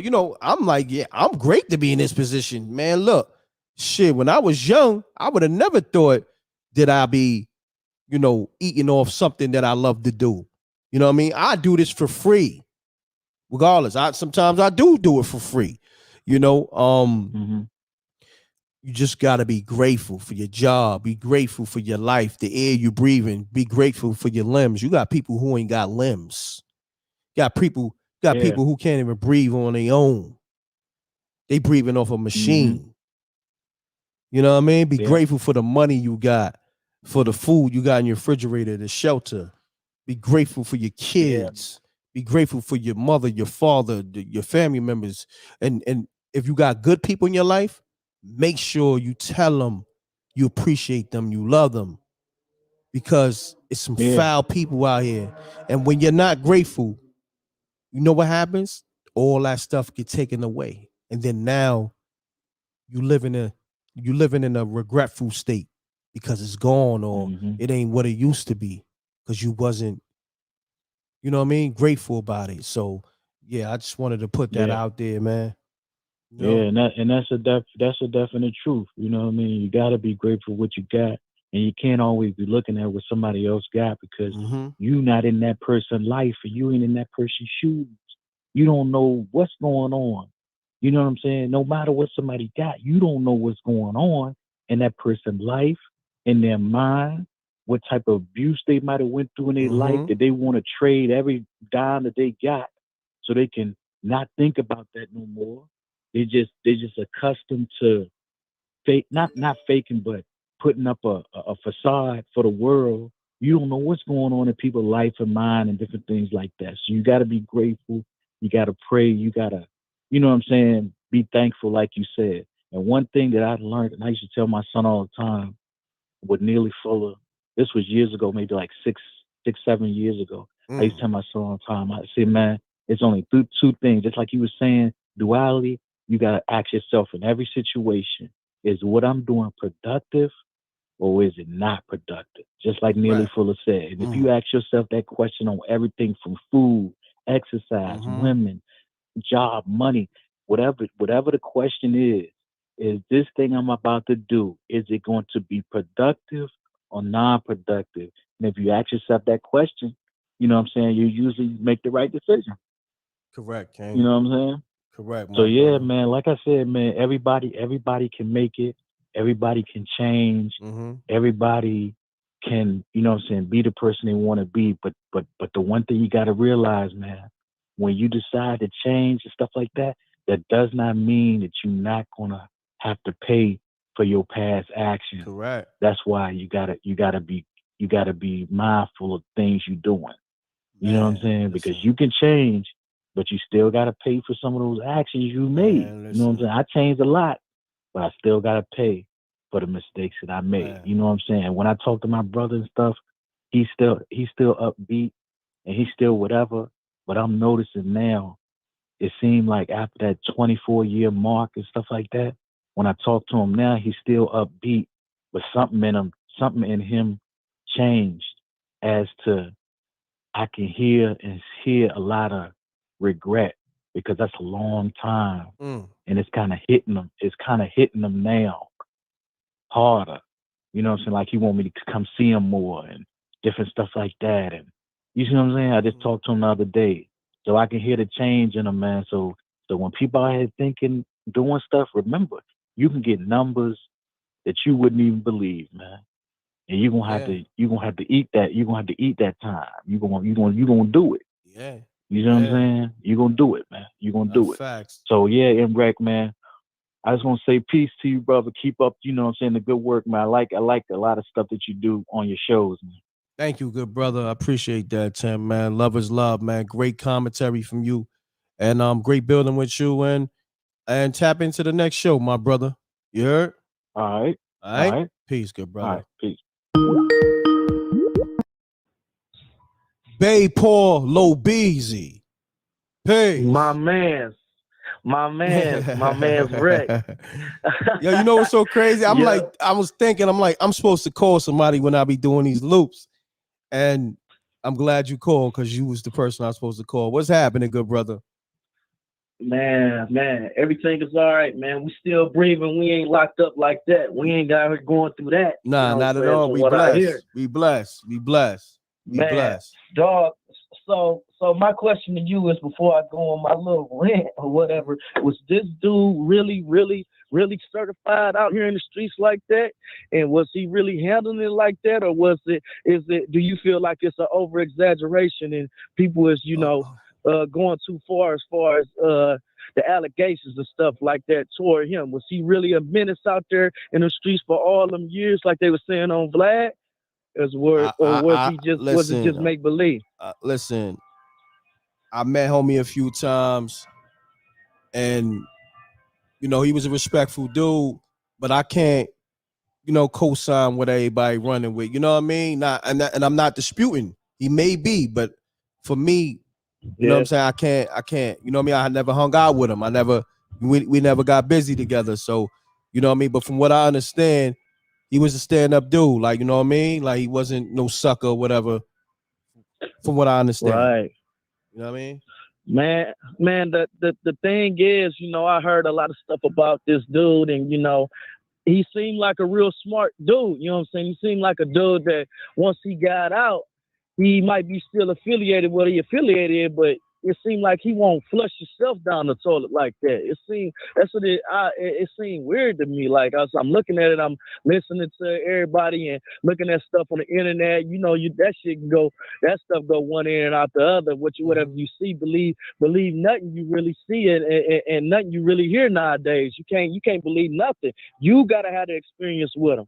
So I don't know as far as him, but man, like, you denouncing that, like, I feel like at the end of the day, you go this far, this many terms in prison, whatever, you go get out and you get indicted again. What you denouncing for to come back out here? Like, to do what? You're not a big time rapper like that.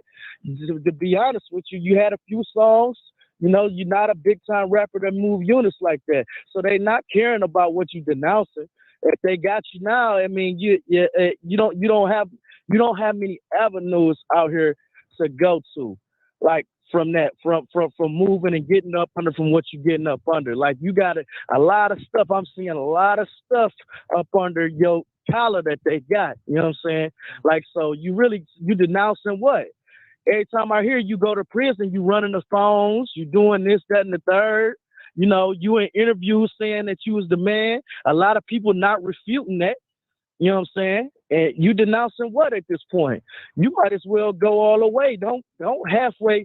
See, the problem is these dudes, they were looking at Alpo and all these other guys out here, and they trying to go 90% and have, feel like they go have the whole reputation of somebody that was a real time dude out here, big time dude out here. They trying to go 85%, 80%, lead themselves out here. And just like when the conversation I was telling you, man, last time, how far and how long do we go till we get these dudes leniency and having some discernment and saying, you know what, this dude, he did whatever and found a safety valve. But for him, I ain't accepting no safety valve, man. Come on, man. You supposed to be the guy all the way through and through. You supposed to be it. You know what I'm saying? So I don't know, man. It's tough for me. It's very weird with this dude for me. You know what I'm saying? Because I got everybody saying that this dude is the most certified and the most stamped dude, and now they saying he denouncing his whatever, and he's supposed to be one of those guys. I feel like, man, you can't get into nothing. You can't get into nothing that deep. He ain't just an artist on a label. You know what I'm saying? He ain't one of them guys like Gunna. He ain't one of these guys like just affiliated. He one of them dudes that's supposed to be stepping and repping all the way. So, hey, come on, man. Ain't no safety valve. Ain't no finding a lane to get up out of that, man. You running the phones when you go into jail. You every prison, every place they saying you running the whole show. You running your car. You running up your umbrella or one of the guys running it.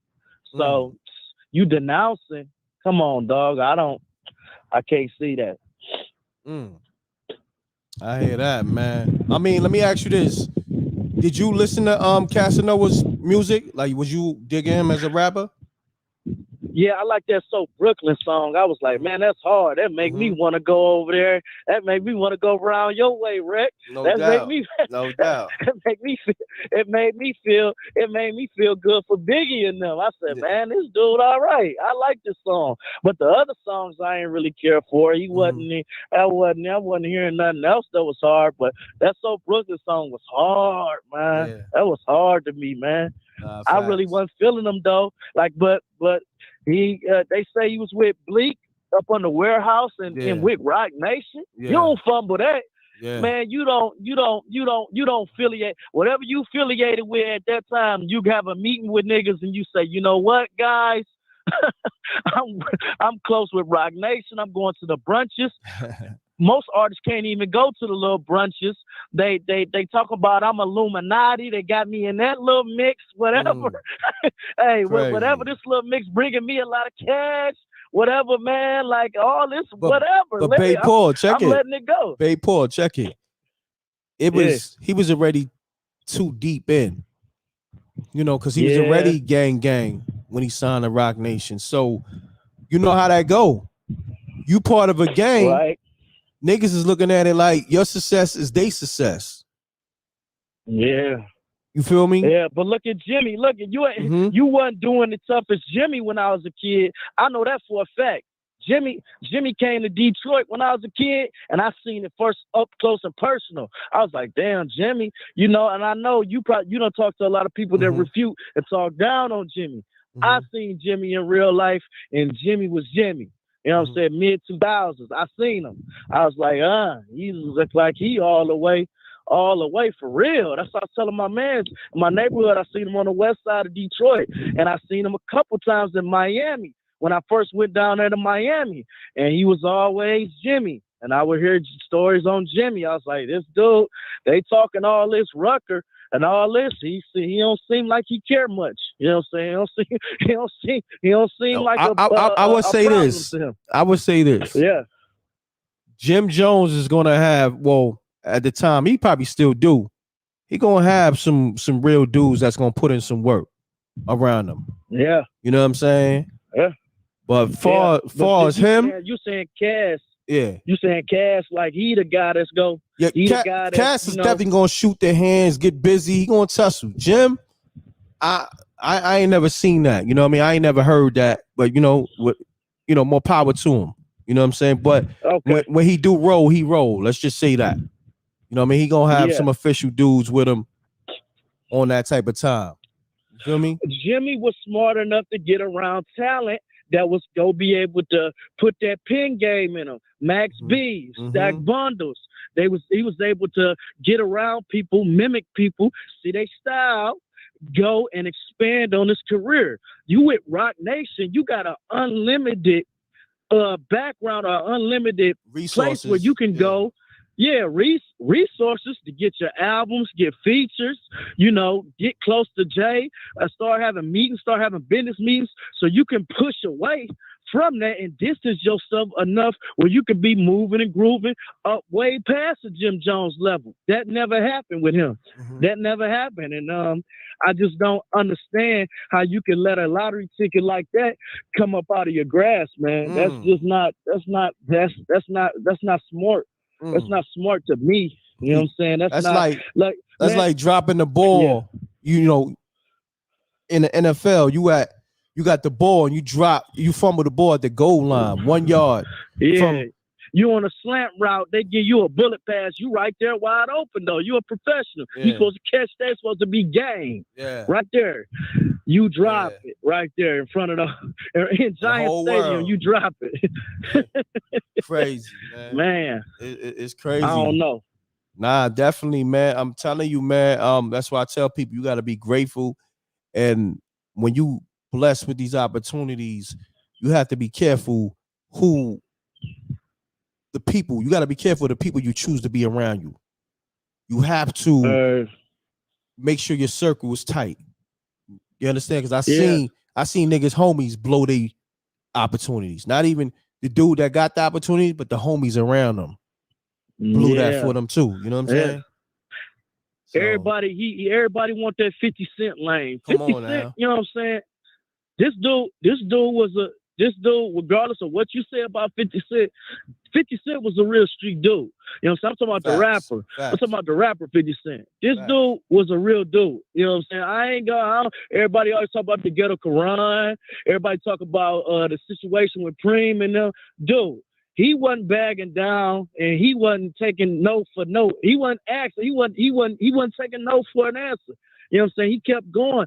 But these guys, even with Casanova, he was trying to act like he the new 50 and all that. You want that lane, you don't understand the type of pressure that come with it, man. That's a lot of pressure, man. That's a lot of pressure to be an official dude and be running around New York with all that money, having all that respect.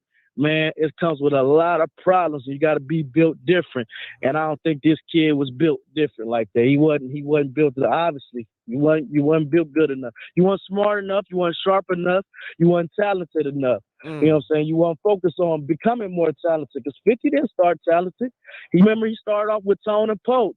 I mean, he started off with Jam Master Jay. Then he went to Tone and Polk, and then he went from Tone and Polk to Jimmy Iovine, and then Eminem and Dr. Dre. Yeah. He backed on himself and started with his own record label on the side when he signed with 3 different type of companies. And then he got my man's rest in peace, Chris Lighty. He got management with him. So he had a lot of people that was around him, and he learned the game, and he kept going, man, and kept going, but he was focused upon his talent, and he crafted his talent. This dude wasn't crafting his talent enough. He kept on double dipping. 50 wasn't double dipping in the streets when he got signed. I want to interject. It's funny you mentioned 50 Cent. I think that's the perfect analogy for this conversation because I was just building with my brother the Haven last night. And you're a real one. Yeah, he a real one for real. But we got some major work coming. We got some cinematic work coming. But anyhow, now with 50, because we was mentioning last night, we was building last night, real street dudes is trying to get out the street. So when they get money, you know, if they getting, just say illegal money, they trying to turn that illegal money into legal money, whether they put it in a restaurant, a record label, whatever it is, a barbershop. So I was like, that's the difference. A lot of these dudes, they so caught up in the street life, they don't even understand real street dudes are trying to get out the street. So with 50 Cent, he came from that life and he saw, okay, I got talent. Long as I'm consistent, I can stay out the streets. And that's what he did. Yeah. He put the energy into rap, and then he transitioned, of course, into a television producer and a film mogul. And that came from the energy of, I don't want to go back to these streets.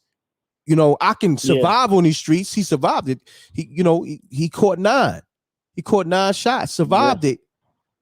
But at the same time, he could have went left. He could have been like, I got hit doing rap, but he was still, like 1 foot in the street, 1 foot into rap, and he just put his energy into rap, and it worked out for him. So that's a perfect analogy, because who realer, Av or him? Not to cut you off. Who realer, Av or Cass? Wow. See, man, that's Who realer, Reck? I mean, all right, let's do this. Let's do They this. both from BK. Yeah, let's do this. When you say real, define real, because real to me means a lot of things. It's you got niggas who's real on some, he gonna put in work, you know, off GP, but then you got real dudes that take care of their family, take care of their people, and at the same time he gonna get busy too. So which real we talking about is different reels. If you want to, we not talking about internet real. When somebody died, you go give them shout outs, and then after a couple of weeks, you're not gonna talk to them no more. I'm talking about real. I'm talking about real official. He official in the streets. He did his music. He was a stand up dude when you seen him, and he stood on morals and principles. I'm gonna say this. I'm gonna say this. If we gonna talk about that, and I'm saying outside of everything, right? What niggas are saying, and you know, Troy Ave so-called taking a stand or whatever.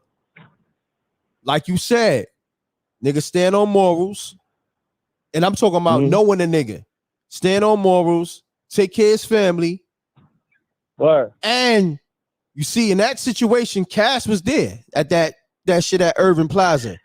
He there. He the reason why. He the reason why really it all went off. You see, you smart. He the reason. You smart, because he did a Breakfast Club interview, and Charlamagne and them asked Cass, "Yo, no?" He said, "How you feel about Taxstone getting locked up at Urban Plaza?" He said, "You know what? I kind of feel bad because I'm the reason that I'm the reason why Taxstone came out. I told him to come to the club." So a lot of people don't know how to read between the lines. Cass is the reason why Tax came to Irving Plaza that night, and I don't know all the details, so I don't know if he called them and said, "Yo, the nigga Troy Ave gonna be here," and everybody knew Troy Ave was gonna be there because he was on the bill to perform. Right. You know what I'm saying? Right. So now look, homie came there. He had hammers. He left them in the car. That situation happened. Banger got hit, whatever, and you know, homie and Taxstone and Troy Ave got into a scuffle. Troy Ave wound up with the hammer that this dude came in, and we all know what happened. So I tell you, but you gotta understand. Let me tell you something. With Troy Ave, it's a lot of hate before the situation happened, and I'm telling you from the town. I'm giving you real deal. Homie, grind CDs in the streets, figured it out. Cracked the code. So when he started shining, I saw it firsthand because I was right there, being from Brooklyn. He got a lot of hate from his own town, from New York City, because niggas is like from his own neighborhood. Niggas talking about he ain't really Troy Ave. He ain't really from whatever. Yeah, I heard. So you know what's going on, but that's what I'm saying. So niggas, and then before the trial happened, niggas was saying, "Oh, the niggas are rats." So you know what the energy is beforehand. You understand what I'm saying? So was he on reckless? Was he on reckless bully time with people that was running their mouth about him in the city? Was he going around every situation, handling it? I know because I remember when he had that situation with Joey Badass and he was talking. A lot of people felt like he was bullying. He was bullying dudes. You know what I'm saying? And a couple of dudes started to jump up, and that's when this little Taxstone dude, who I don't really care for, he come out the mix and jumping in something that he had no business jumping in. You know what I'm saying? He was just, I guess, he part of media trying to make a splash, and he keep egging on the situation he don't have nothing to do with. He just jumping in it. Correct. You know what I'm saying? So I heard that with Joey Badass. When I seen that situation, I was like, damn, is Troy really bullying people out here? Look. Going for situation. Let me speak on that real quick, because I built with him on that, and he said, "Yo, Reck, the Joey Badass nigga came at me first, because I think it was something came up about Joey Badass or his homie sold more records than Troy Ave or something, and Troy Ave wound up responding, and that's how they got into that whole back and forth. You know what I'm saying? So niggas threw shots his way, but see, he said to me, he said, "Yo, Reck, they only see when I return the shots, but they don't address it when these dudes throw shots at me." You know what I'm saying? Okay. And they was getting at him talking about he was restoring the feeling. He ain't restored the feeling or something like that. He's talking about it's all overhyped and stuff like that. I'm gonna say this though. You know? That I call bullshit because when you listen to his New York City album, the shit is a classic. So that's what I said. Is It's you a put classic. in the classic lane? It's classic, son. I'm gonna be honest with you. Anything, right. listen to it, and look, you ain't gotta take my word for it. Go listen to it, and then when you call back, you can agree or disagree. You know what I'm saying? So yeah. But we got people from Brownsville calling. I want to see what they got to say because you know it is what it is. But yo, Big Paul, man, love is love. You heard? You already know, boy. Keep All it right. up, man. You Salute. know, holla at me. All right, peace. Brownsville, I'm calling you back. I see Brownsville on the check-in. Pound that like button. Like with me, I tell people I'm going off what I met people. I met Cass. He was cool. Came off official. But now, the few times I met Troy Ave, I'm going to say this.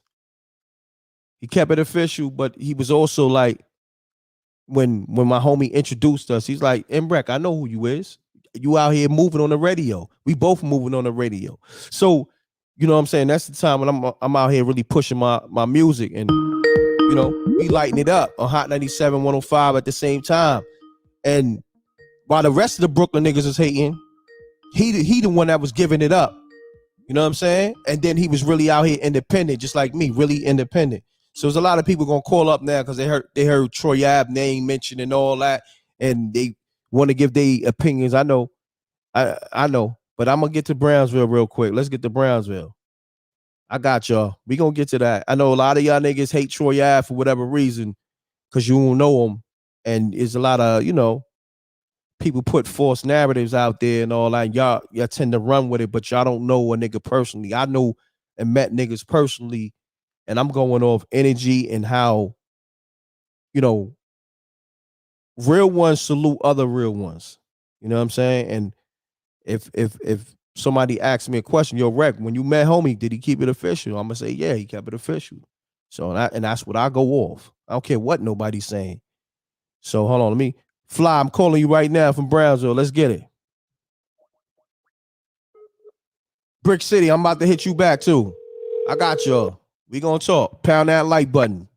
Right. Fly, what's happening? Talk to me. Brownsville's in the building. Fly.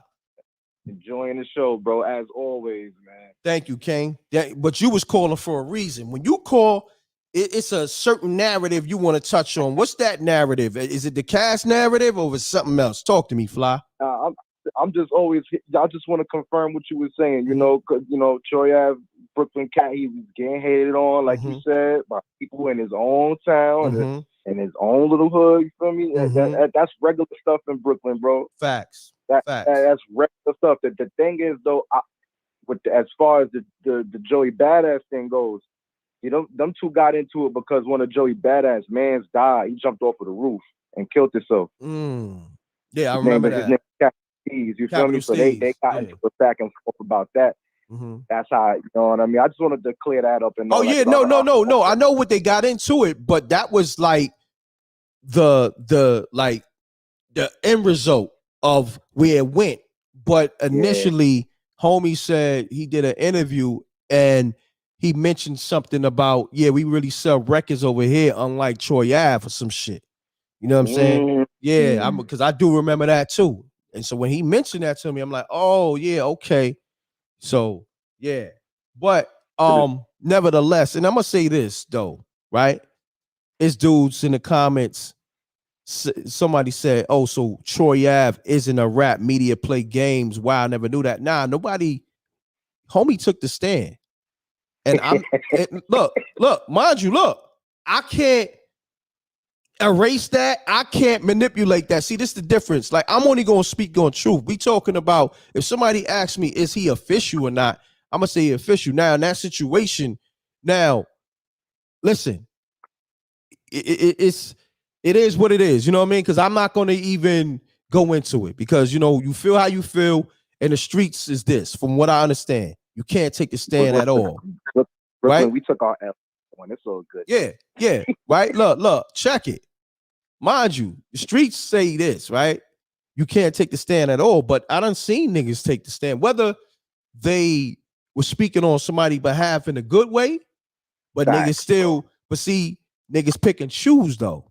Cause from what I understand, you can never take the stand. You can't testify. You got to plead the fifth. But then y'all niggas, you know what I mean, make it up. But like I said, y'all make this shit up as it go. You know, as they go along, and then y'all pick and choose who y'all want to give a pass to and what. Oh, nah, homie only took the stand to speak on his homie behalf. And all right, I heard you. You facts right now. You know what I mean? They putting in cheat codes as they go along, bro. I ain't never seen nothing like this, bro. Exactly, my nigga. But I'm gonna say this: any nigga that try to so-called, you know, come for me or so-called acting like he putting pressure on me, oh yeah, it's on site. I'm not gonna do no internet back and forth. And there's a nigga on YouTube that said some reckless shit. It's a few niggas that said reckless shit about me. And I said, I'm never gonna mention your name, but just know it's on site.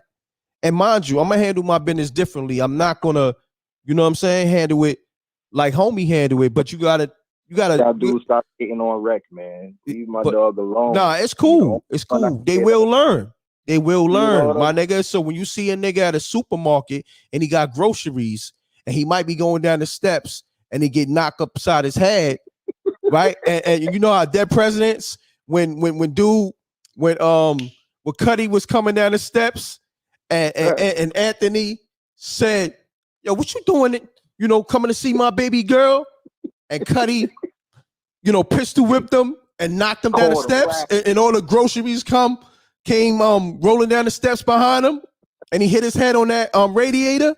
So when you see something like that happen to dudes, just understand, leave me alone. I will give you what you asking for. You will end up like Anthony, you know, falling down the steps with the groceries. Nobody, bro. You don't bother nobody, bro. It's cool.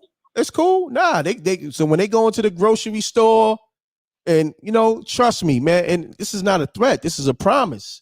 Because ain't nobody never play with me in these streets. And if they did, they know we had to shoot their hands. I didn't really carry on with beef. I tell niggas, I'm a cool dude. I'm not, but at the same time, I'm not to be disrespected. You dig what I'm saying? And all I'm saying is this. In this rap shit, niggas from Brooklyn, right? They picked and choose who they wanted to win. I mean, New York, period, and then the game, period. But in Brooklyn, it's certain dudes that they hated on because they didn't have the record deals they had. They didn't have the street investors they had, and they figured it out. So nigga be like, yo, who putting money up for Troy Ave? Hottest nigga on Summer Jam. Trust me, I saw it firsthand. Yo, who putting up for M.Reck? Yo, check it. Look, who putting up for M.Reck? Yo, what label? What? Yo, who's his invested? So that's I want to say the correlation me and him have is we've been hated on and we've been putting up our own money and at the same time putting our work in to get to the top, while these niggas done had investors, labels, and all that, and still fumbled the fucking ball. And all they did was hate. So I'm talking about that. I get it out the mud, bro. Yeah. I don't understand it, man. Because you know why? They know if a nigga get in position, they gonna look like, you know, they ain't gonna look as strong as they trying to portray to the people. So I gotta, you know, any energy that's going his way, I gotta kind of dim the light. That's how they thinking. Oh nah, son not built like that. Nah, don't fuck with that nigga. This, that, and the third. Like I said before, he even, you know, that situation even happened. They was trying to put that tag on him. So you already know it was already a plot in place. Fact. You feel me? They just didn't like him, bro. Yeah. This is a fact. I'm not even a big Troy Ave, like, I don't even listen to his music like that, but homie's from the town. So I'm not going to hate on another person from the town. Like if he doing his thing, let him do his thing, bro. Why what is all the envy and the jealousy about? Like it's enough money out here for everybody, bro. Yo, listen, I would never understand I'm with you. Listen, I'm with you, but these dudes, I'm glad shit backfired on a lot of niggas. You know what I mean? We seen it in the last couple of months. We seen dudes jump out the window and shit backfired on them. You know what I mean? Yep. And oh nah, I never hated, but what was it then, my nigga? Then we see, chains, mysterious chains. Oh, I had this, in the fridge and all this. And then mysteriously, you see the videos where a nigga got the chains on. That's another weak one there too. I ain't even gonna go into detail on that one. That's another one. Come on, man. Like I'm looking at this shit, but you see how the universe handled that situation? Like, I definitely did. I definitely did. Yo, that shit played out so crazy that I'm watching this shit and I'm like, wow. Can't get away from karma, bro. Yo, the bomb exploded in a nigga face. You know how a nigga trying to detonate a bomb and he just killed himself? Like, this shit was crazy. I never saw nothing like that. And that gotta be like the most embarrassing hip hop moment. And where was the media at to cover that? Because if it was anybody else, everybody have a field day with it. You know what I mean? They pick and choose, like I said. What you think about this state to state Rico, bro? What state next? Who you think next, bro? Man, shit, spooky out here. Shit, man. Let me see. I know. Different, bro. I know. Damn, I don't know, but shit, that's a great question. What you think? Who you think next? I'm about to Chicago next, bro. I was gonna say that too. I was gonna say that, man. Gonna float Midwest somewhere with that Rico, man. That Rico Suave gonna float around in the Midwest next. Damn. Damn. I could be wrong though. I don't know. I was right about the Denver Nuggets winning the championship. Oh, I don't know. Salute to the Denver Nuggets. Salute to you for predicting that. You predicted that from the beginning, or you predicted that like maybe midway through. Okay, midway through. I was Okay. when Denver was going up against when they was going back and forth. Who they was going back and forth with them when I predicted that? This is right before What was they the got Grizzlies? No, was it the Grizzlies? I don't when know. they was whoever they was playing before the Heat. I had to make that little prediction, man. I had. They was playing too complete out here, man. They was looking they was playing with each other, not off one another. You know what I mean? Nah, Denver out here came with the smoke, and they got that chip too, and they swept the Lakers, and then they almost and then they got gentleman sweep on the Heat. yeah, because that other game was like it could have went either way. You know what I mean? But like you said, they got the gentleman sweep on the Heat because they spanked them 3 times after the Heat won that other game. You know what I'm saying? Game 2, and then man, it wasn't no coming back. You know what I mean? Right. I'm gonna try to start catching your live shows more often too, but I'll be at work when you go live, so it'd be hard for me to catch. Nah, it's all good, Fly. I appreciate you, man. Love the commentary, love the energy, man. You always have a general perspective, man. I tell people I don't like that bias shit. I tell people I'm not gonna rewrite history. If homie took the stand, I can't do nothing about it. But if we're gonna talk about character, morale, and all that, nigga, when I met the nigga, all the times I met him, he was G'd the fuck up. These other niggas that y'all be thinking be G'd up, no. They don't. No, niggas don't be G'd up. No. Niggas be haters, suckers, and everything else. That's not G'd up to me, man. I'm telling you. Goofy, bro. Yeah, niggas be trying to act like they don't know what it is. Nigga gonna say to a nigga that I know, like an NFL nigga, right? And nigga asks a nigga about M.Reck, one of these Brooklyn rappers, and nigga gonna say, who, the DVD nigga? My man even said, the NFL nigga said, yo, why would you call M.Reck that? And you know like that nigga's more than that. Like that. Yeah. You feel me? You try to relegate me to that, nigga. I ain't put out DVDs in years, nigga. Put out DVDs in over a dime in decades. My boy putting out films now. Come on, that's what I'm saying. But that's what they do. These niggas are suckers, but they what's wrong with these dudes, man? Yeah. But the NFL nigga who told me that said, Reck, that's why I watch with you. He said, that's why I rock with you. And then the nigga said, yo, Reck, here go a bag just cuz. You know what I mean? Do what you do with that and keep promoting your brand, man. You know what I mean? These niggas is haters. You know what I'm saying? Just like that. That's right, bro. So we good. Yo, listen, Fly. Love is love, my brother. I appreciate you tapping in. You know it, champ. I'm gonna let you get back to the show. I won't hold you up too long. You good, King. Salute. Later, bro. All right, peace. Let me get to Jersey called up. Let me get to these calls, man. Pound that like button. Y'all know the M.Reck room etiquette, man. Let me tell you something, man. Salute to everybody, Wreck Mob. I don't care about these fucking haters. These Brooklyn niggas. Just because they from Brooklyn, I don't mean niggas is my kinfolk. You know what I'm saying? If you not, like I tell people, right? Respect goes a long way. And I don't care what you did or what, you know, niggas are saying, oh, son really put it in and all that. When you see somebody else that's been putting in work, same way you putting in work, you give respect, and respect is given back. And that's how that thing goes. So when you don't do that, you're not official to me. I don't care what you did. You know, and that's that. So when niggas ask me, because I do know all these niggas, I'm going to tell you, from my experience, homie is not official.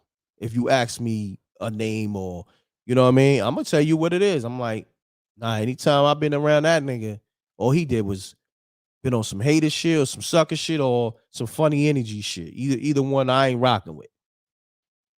And it's a lot that be going on. You feel me? So, listen, don't let these dudes fool you. And Brooklyn could have been so strong on the chessboard, but these idiots with their egos and, you know, their insecurities, they messed that all up from themselves and for Brooklyn and for the game and even just New York in general. Is, I mean, just in general, you know, let's get it. Peace. Peace. Peace. What's Reck. happening?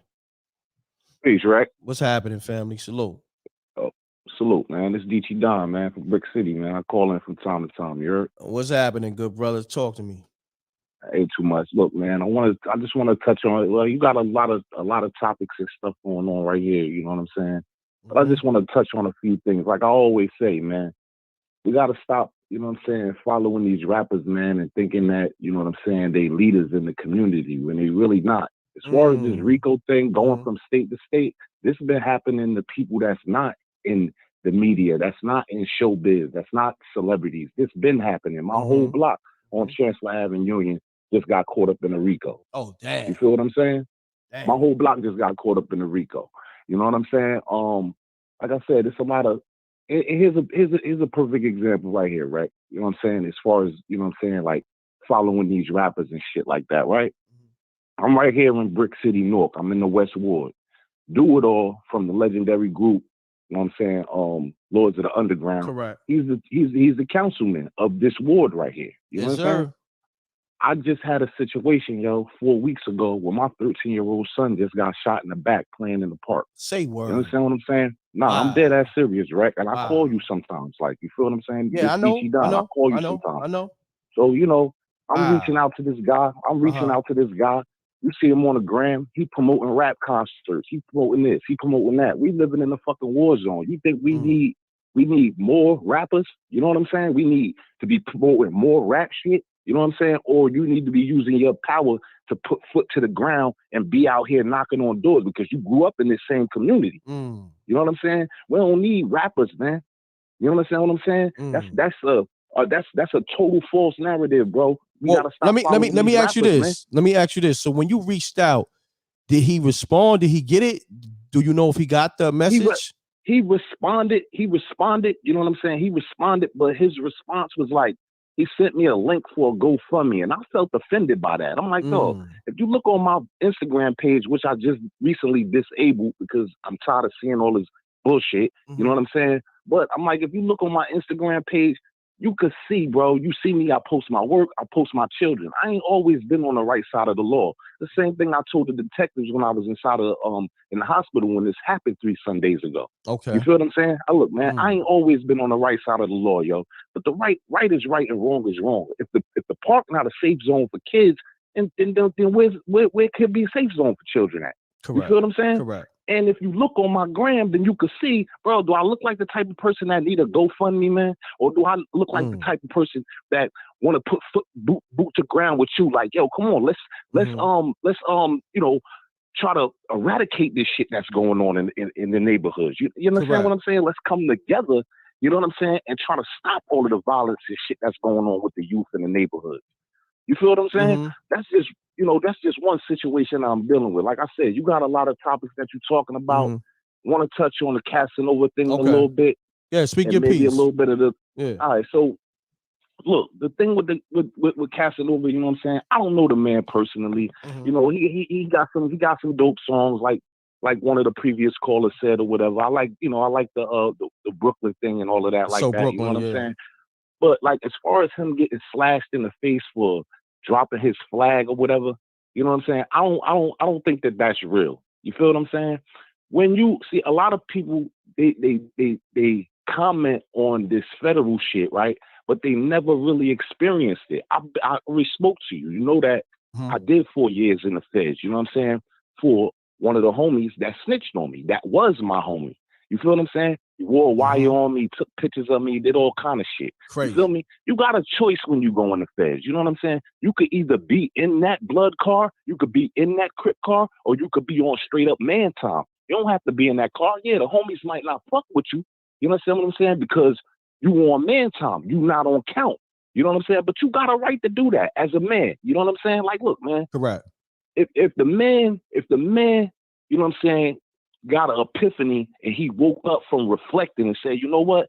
I don't want to live this life no more. I ain't mad at his ass for that shit, man. You feel me? You gonna be what you gonna be until the casket hit the dirt. Like me, I'm G-Shine, dog, but I'm not active. You feel what I'm saying? When I did my Fed time, I made it known from the rip. I'm not on count with y'all niggas because I'm in here because of niggas, because of the homies. You feel what I'm saying? So why would I be in here and perpetuate that lifestyle, right? When I got children on the outside that I just got taken away from, you feel what I'm saying? For being loyal to the set. You understand what I'm saying? Definitely. I ain't getting to the wars. Let me ask you this. In my face.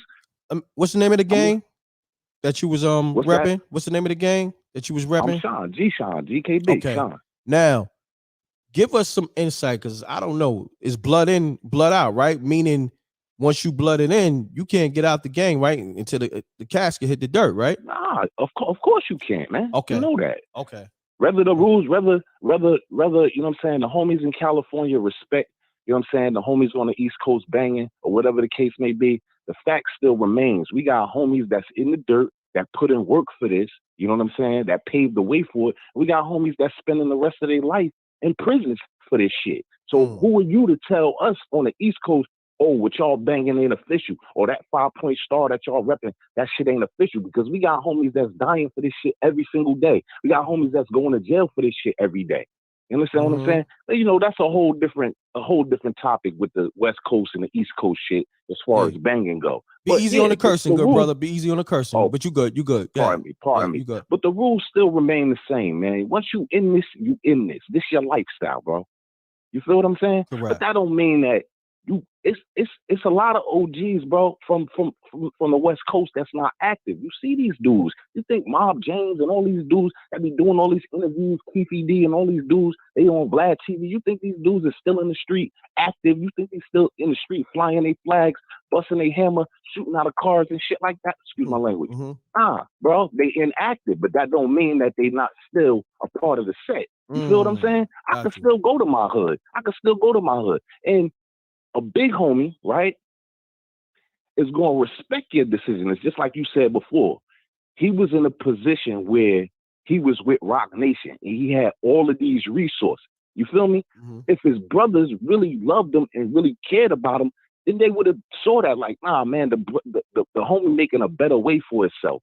You feel what I'm saying? We're going to respect that, and we're going to ride with him, and we're going to support that and not put him in harm's way. We're not going to put him in, you know what I'm saying? We're not going to put him in situations where, you know what I'm saying, he's liable to go away from his family or go away from the set or even go away from helping us. You feel me? Because it's like you said, one of the homies get on, everybody feel like they got a little piece of success, right? you don't really owe brothers like that. You don't owe them like that, but your loyalty going, you know what I'm saying? Your loyalty going to show that, you know what I'm saying? But if you a real big homie, yo, and you really got love for the little homies that's under you and stuff like that, bro, then you want them to do something positive. You want them to be out of the street. It's just like you said, real street dudes, you know what I'm saying, is trying to get out of the streets. That's a fact. You know what I'm saying? You got a lot of dudes, you know what I'm saying, that ain't never even experienced no type of treachery in their whole life. You know what I'm saying? But they speak that life, they talk that life. But once you walk that walk, bro, it ain't easy, bro. It's psychological. It's psychological warfare when you in there. A lot of people think prison is all up, and he not in state prison. He in federal prison. You feel what I'm saying? So it's a big difference.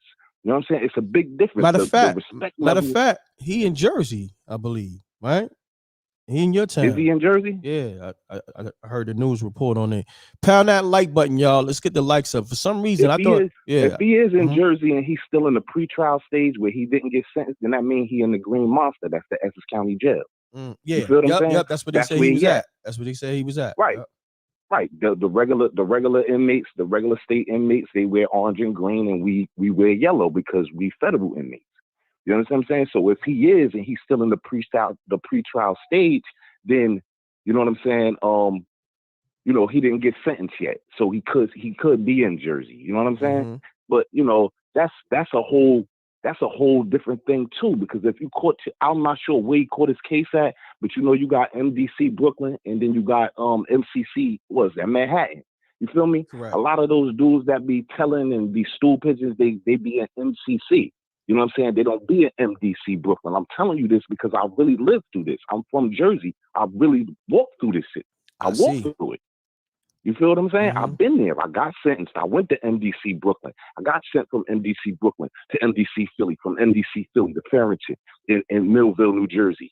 And that's where I did my time at. It's an FCI. You got USPs. You got FCIs. FCIs is a more minimum security prison, but that don't mean it can't go down like it go down in the USP the same way. You feel me? But that's a whole different topic in itself. If he caught his case in the city, why is he even over here in New Jersey? You feel what I'm saying? When things like that happen, man, they separate people. You know what I'm saying? They separate people from different co-defendants where I'm not saying that he cooperating, but if you really look at it, Reck, why is he here? You know what I'm saying? You caught your case there. Why you here? You know what I'm saying? That's the only way they're going to separate him. They separating him from his co-defendants. You know what I'm saying? He might got a safety valve. He might be planning on taking a 5K1, and he may have already took a profit hearing. Nobody know that. You know what I'm saying? Because it's all sealed. It's all sealed information. But I tell you this: if Boosie got locked up by the feds, and everybody's saying that he was denied bond, then that means that he's incarcerated right now, right? Correct, right? If that's true, because that's all I see is that Boosie was denied bond. Yeah, he got denied. Right. So now, if he come out, you know what I'm saying? From my experience, if he come out, he definitely did something for a downward departure. You understand what I'm saying? Boosie got money, man. My aunt put up $100,000 in her house, yo, when I got caught, when I got locked up by the feds. They put a bracelet on me. I couldn't take it. I was locked. I was out on the street for 4 months. I cut it off and ran. And my father said, yo, turn yourself in, bro. And that's exactly what I did. I went and turned myself in. So I know what it is. You understand what I'm saying? If he denied bond and he make it out, he definitely signed some type of downward departure. I just want to put that out there. For everybody that, you know what I'm saying? Because there's a lot of people that call in and they talk and they, you know what I'm saying, from what they hear and what they see. But when you really walk through it and you really experience that, then you know exactly what the process of this is. You feel what I'm saying? Right. It's guidelines. It's a criminal history. It's guidelines. That's what you're getting sentenced based off of. It's no way around it. You know what I'm saying? It's no way around it. It's up to the judge's discretion. He's going to give you the lower end of what your criminal history is, or he's going to give you the higher end of what your criminal history is. And that depends on what you did throughout your lifetime since you was an adult. You know what I'm saying? It's like double jeopardy. You're getting, you know what I'm saying, judged based on past criminal history. You know what I'm saying? Facts. Right. So when back in the day, when you hear about 3 strikes and nobody really understood that, and homies from the hood going to state prison, he might do 4 years, he might do 8 years, he might do 7 years, he might do 10 years, and you like, man, what happened to 3 strikes? Nah, but that law really apply when it comes to federal time. You know what I'm saying? 3 strikes and you really out of here. You know what I'm saying? Depending on the severity of your crime. If you scamming and doing fraudulent stuff like that, that's not as severe as firearms and violence and, you know, shootings and, you know what I'm saying, gang related RICO cases and stuff like that. Like, you really get room for that kind of stuff. You feel what I'm saying? Yes, So, sir. you know, I just wanted to touch on a little something, because I'm listening to the show. I always tap in. I always listen to the show, man. Nah, I appreciate you. Know, you. and I respect what you do all the time, brother. Hold on, I gotta lock you feel in, me? good brother. Hold on. Let me lock you in, man. Did you change your number? Because I might have had you locked in before, but if not, I'm gonna do it I'm still 908. You feel me? You see Okay. me in the I got you. comments. I got the You know number. what I'm saying? How you spell your name? DECHYDON. Hold on. Ichi Don. Okay. DECHY, you said? HY, yeah, DON. Okay. Ichi Don. Got Ichi you. Don. Yeah. Got you. You know what I'm saying? Ichi Don. Word, man. From Jersey. Yeah. What Hey, part look, of Jersey man. again? Hey, look. What part of Jersey again? We in North. Brick City. Say no more. Brick City. You feel me? Lock We you in North. Brick City, Velsburg section. You know what I'm saying? And you know what's so crazy? You know what I mean? Now I want you to elaborate how your son doing now. You said your son got shot in his back. He's 13. Elaborate on that, Yeah. good brother. What's his All right, situation so now? He's recovering, man. He had 8 surgeries. He had 2 Damn. blood transfusions. You know what I mean? The bullet went in and out. It hit him in the back on the left side. It severed one of his main arteries. Damn. The doctors, you know what I'm saying, at UMD Hospital, yo, they amazing, man. He's in pediatrics now. He's doing physical therapy. This is the 4th week, man. His mother been dealing with this. We're not together, but my whole family. You feel what I'm saying? Got you. So, you know, he's recovering. He's strong. If that was somebody like me, I'm in my 40s, you know what I mean? We probably couldn't even withstand something like that. You understand? But because he's so young and he got so much strength and energy, you know what I'm saying? He got the heart of a lion, man. Yeah. You feel what I'm saying? He got the heart of a lion, man. He's a Virgo. He got the same blood running through me that you know what I'm saying? Like he got the heart of a lion, man. Man, you know what I'm gonna saying? send positive vibes and prayers your way, man, that everything worked out for the best for your son. And a speedy recovery for him and all that. What's his name? Hezekiah, man. Get well soon, Yep. man. I know you fighting, man. Keep the fight up. And Absolutely. Yeah, man. So this is what I'm gonna do. This is what you do. Text me your gram right now. Cause Okay. I'm gonna try to get a hold of Redman and see what Do It All can do. You know what I'm saying, for your son's situation. So text me your gram and I'm gonna put a call in. I'll definitely text you my gram. You know what I'm saying? And it ain't like, and I don't dislike Do It All. I just feel like, brother, you could do more. Like, I understand you an ex-rapper from a legendary rap group, but you the councilman. You in a position. You put yourself in that position. You know what I'm saying? So you gotta be for the people, man. You know what I'm saying? Not every time you turn around, yo, you trying to throw a rap concert or you promoting some hip hop stuff. And I love hip hop, bro. I'm an artist myself. You understand what I'm saying? I love hip hop, but when it touched close to home, Reck, you know what I'm saying? It hit differently, man. You understand what I'm saying? When you really want to see change, bro, like I got children around me, man. That's my youngest son of 4. I got 4 sons. You feel what I'm saying? Wow. 2, like I explained to you before, that's doing 7 years in prison for accessory to murder. Damn. Riding around with people in a car. They shoot out the car. Now you was there. You're accessory to it. So my thing is this. Like I said, I ain't always been on the right side of the law. But my thing is this, man. Right is right, yo, and wrong is wrong, bro. Yep. And kids and women and children, they off limits, man. Correct, man. You understand what I'm saying? That's off limits. Whatever you want to do on the street, if you want to live that life, live that life. But keep these kids and these women out of y'all business, man. Correct. I You agree feel with me? you. Now, I want to For real. ask you this, because I know it's a touchy situation. That's your son. About what time of day this happened? This happened 3-4 Sundays ago. I was actually chilling with one of my homeboys in Irvington, New Jersey, and I got a phone call. It had to be about 2:30 in the afternoon. 2:30 in the afternoon. Wow. Like 2:30 in the afternoon on a Sunday. So he's playing in the park as a kid. And he playing in the park as a kid. He with one of his friends. He with one of his friends because I spoke to him. Once they took the tubes and all of the stuff out of his mouth and he was able to talk, you know what I'm saying? Because I had to go through that, bro. I got to look at my 13-year-old son with a colostomy bag and all of that, bro. Like, it's crazy. I got to see that because I'm his father. You understand what I'm saying? I got to see that because I'm his father. You understand what I'm saying? But once he was able to explain the situation to me and what happened with my son, 13 years old, I'm not saying that every 13, because a 13-year-old could pick up a gun and kill you. Correct. You understand what I'm saying? A 13-year-old could pick up a gun and kill you. We in Jersey. This is a war zone out here. It's 13-year-olds riding around on these electric bikes with masks on. It's 90 degrees out here. You understand what I'm saying? You don't know what they thinking. You don't know what's going on. You understand what I'm saying? So I'm not saying that he's a saint, but I know for sure my son, and I know that this situation wasn't intended for him.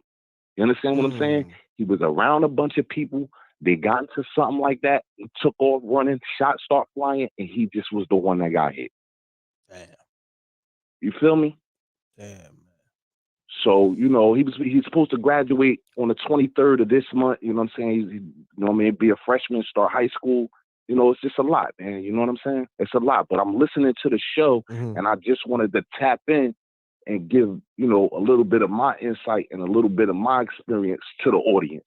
You understand what I'm saying? That's all I wanted to do, man. No doubt, You my know what brother. I mean? I appreciate you tapping in once again, man.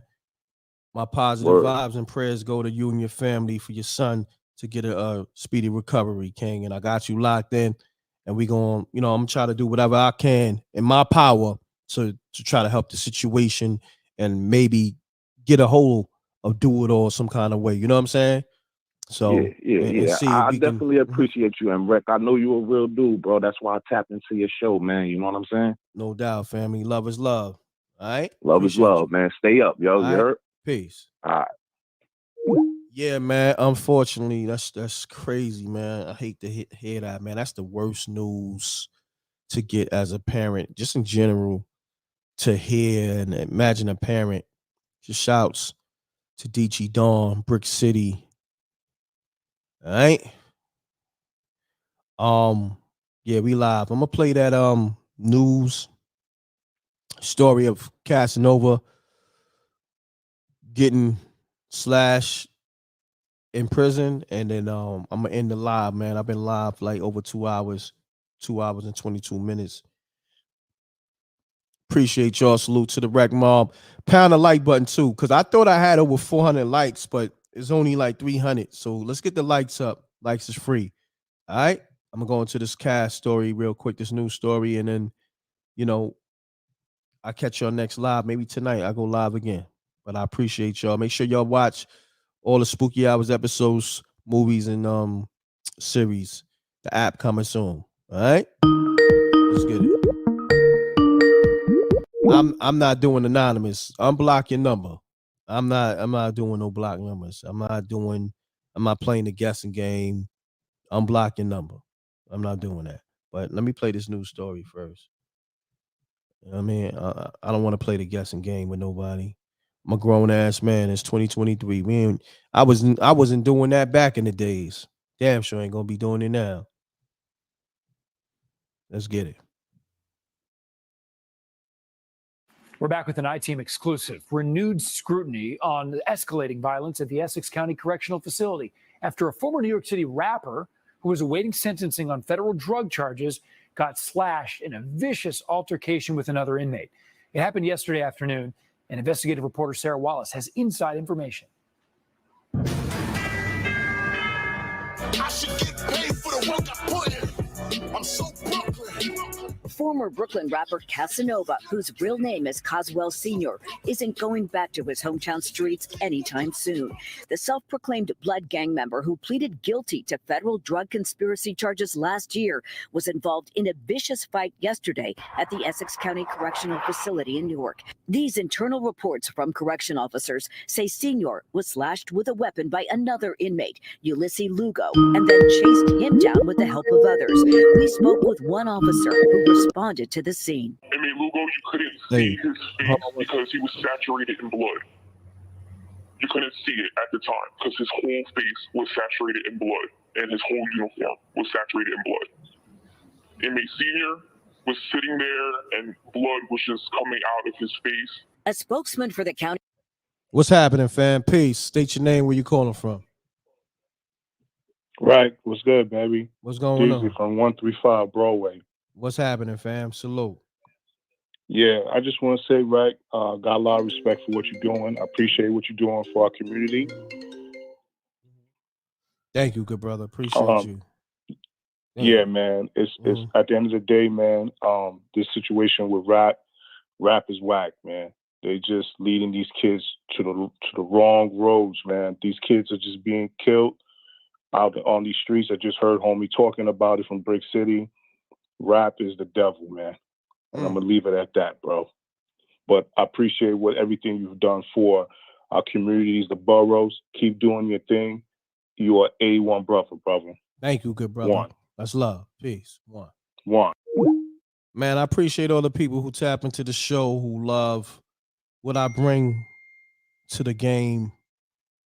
I'm trying to just bring I'm trying to unify as much as good brothers and good sisters as possible.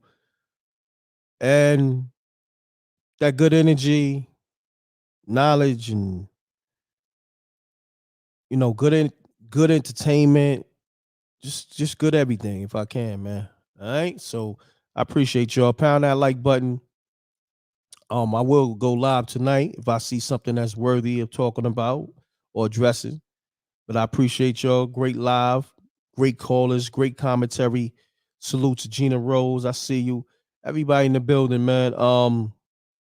Yeah, make sure you check out Best Friends on Tubi if you haven't watched it already. Some people watched it 8 times already. Also to all the Spooky Hours episodes, go to spookyhourstv.tv. And if you want all the M.Reck movies and TV shows, you could just tap into the patreon.com/MRecktv. You get everything. All right, for that $20. So on that note, double deuces and bubble gooses. I appreciate y'all. Salute to my sponsors. Shouts to BLK Prime, Suge Knight TV series coming soon this fall. And shouts to Conjugal Liquor. Hold on, let me actually show y'all the liquor. Shouts to Conjugal Liquor. Get you some. That's the vodka and the rum. Get you some. All right. So yeah. Here we go. Let me show. So you can follow them on Instagram. Conjugal Liquor brand. It's right here on the screen. This is the bottle. They got that's the bottle of the rum, right? And then they got the bottle of the vodka right there on the right. You know what I mean? So they got the rum and the vodka. And when you mix the two, it becomes Candy Crush, right? Now the rum to me is more so for the females and the vodkas for the homies, but you should get both. So hit them up on Instagram. Let them know M.Reck sent you. It's exclusive. Yeah. Conjugal Liquor brand. Shouts to the homie Nigel Bengham Smurf, formerly a G Unit. Throwing the alley-oop. We here, man. MRecktv. And everybody who's tapped into MRecktv, I need you to leave comments on this live. When this live ends, go to the live link on the YouTube of my page and leave a comment. How you let me know how you felt about this live, if you was digging it. All right. Salute. So I'm off this, y'all. Double deuces and bubble gooses. Salute to SJ, my whole team. Peace to the earth. DJ Moschino, the homie Talib, Susan Green, China Black, SJ once again. And yeah, we here with it, man. Unsung Heroes. New interviews coming soon from MRecktv, Unsung Heroes, and more updates from the Blackout Show. And then also Heavy Gems. We coming with everything, man. And more movies, more TV shows. All right? Coming. Appreciate y'all. Leave those comments for me right now, y'all. Love. And I'm off this.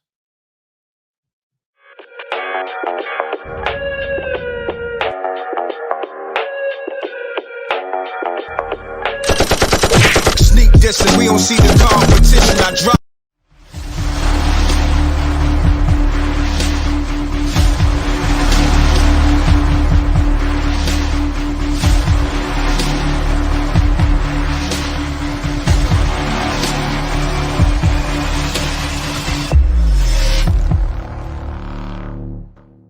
MRecktv live. Leave those comments. Gone.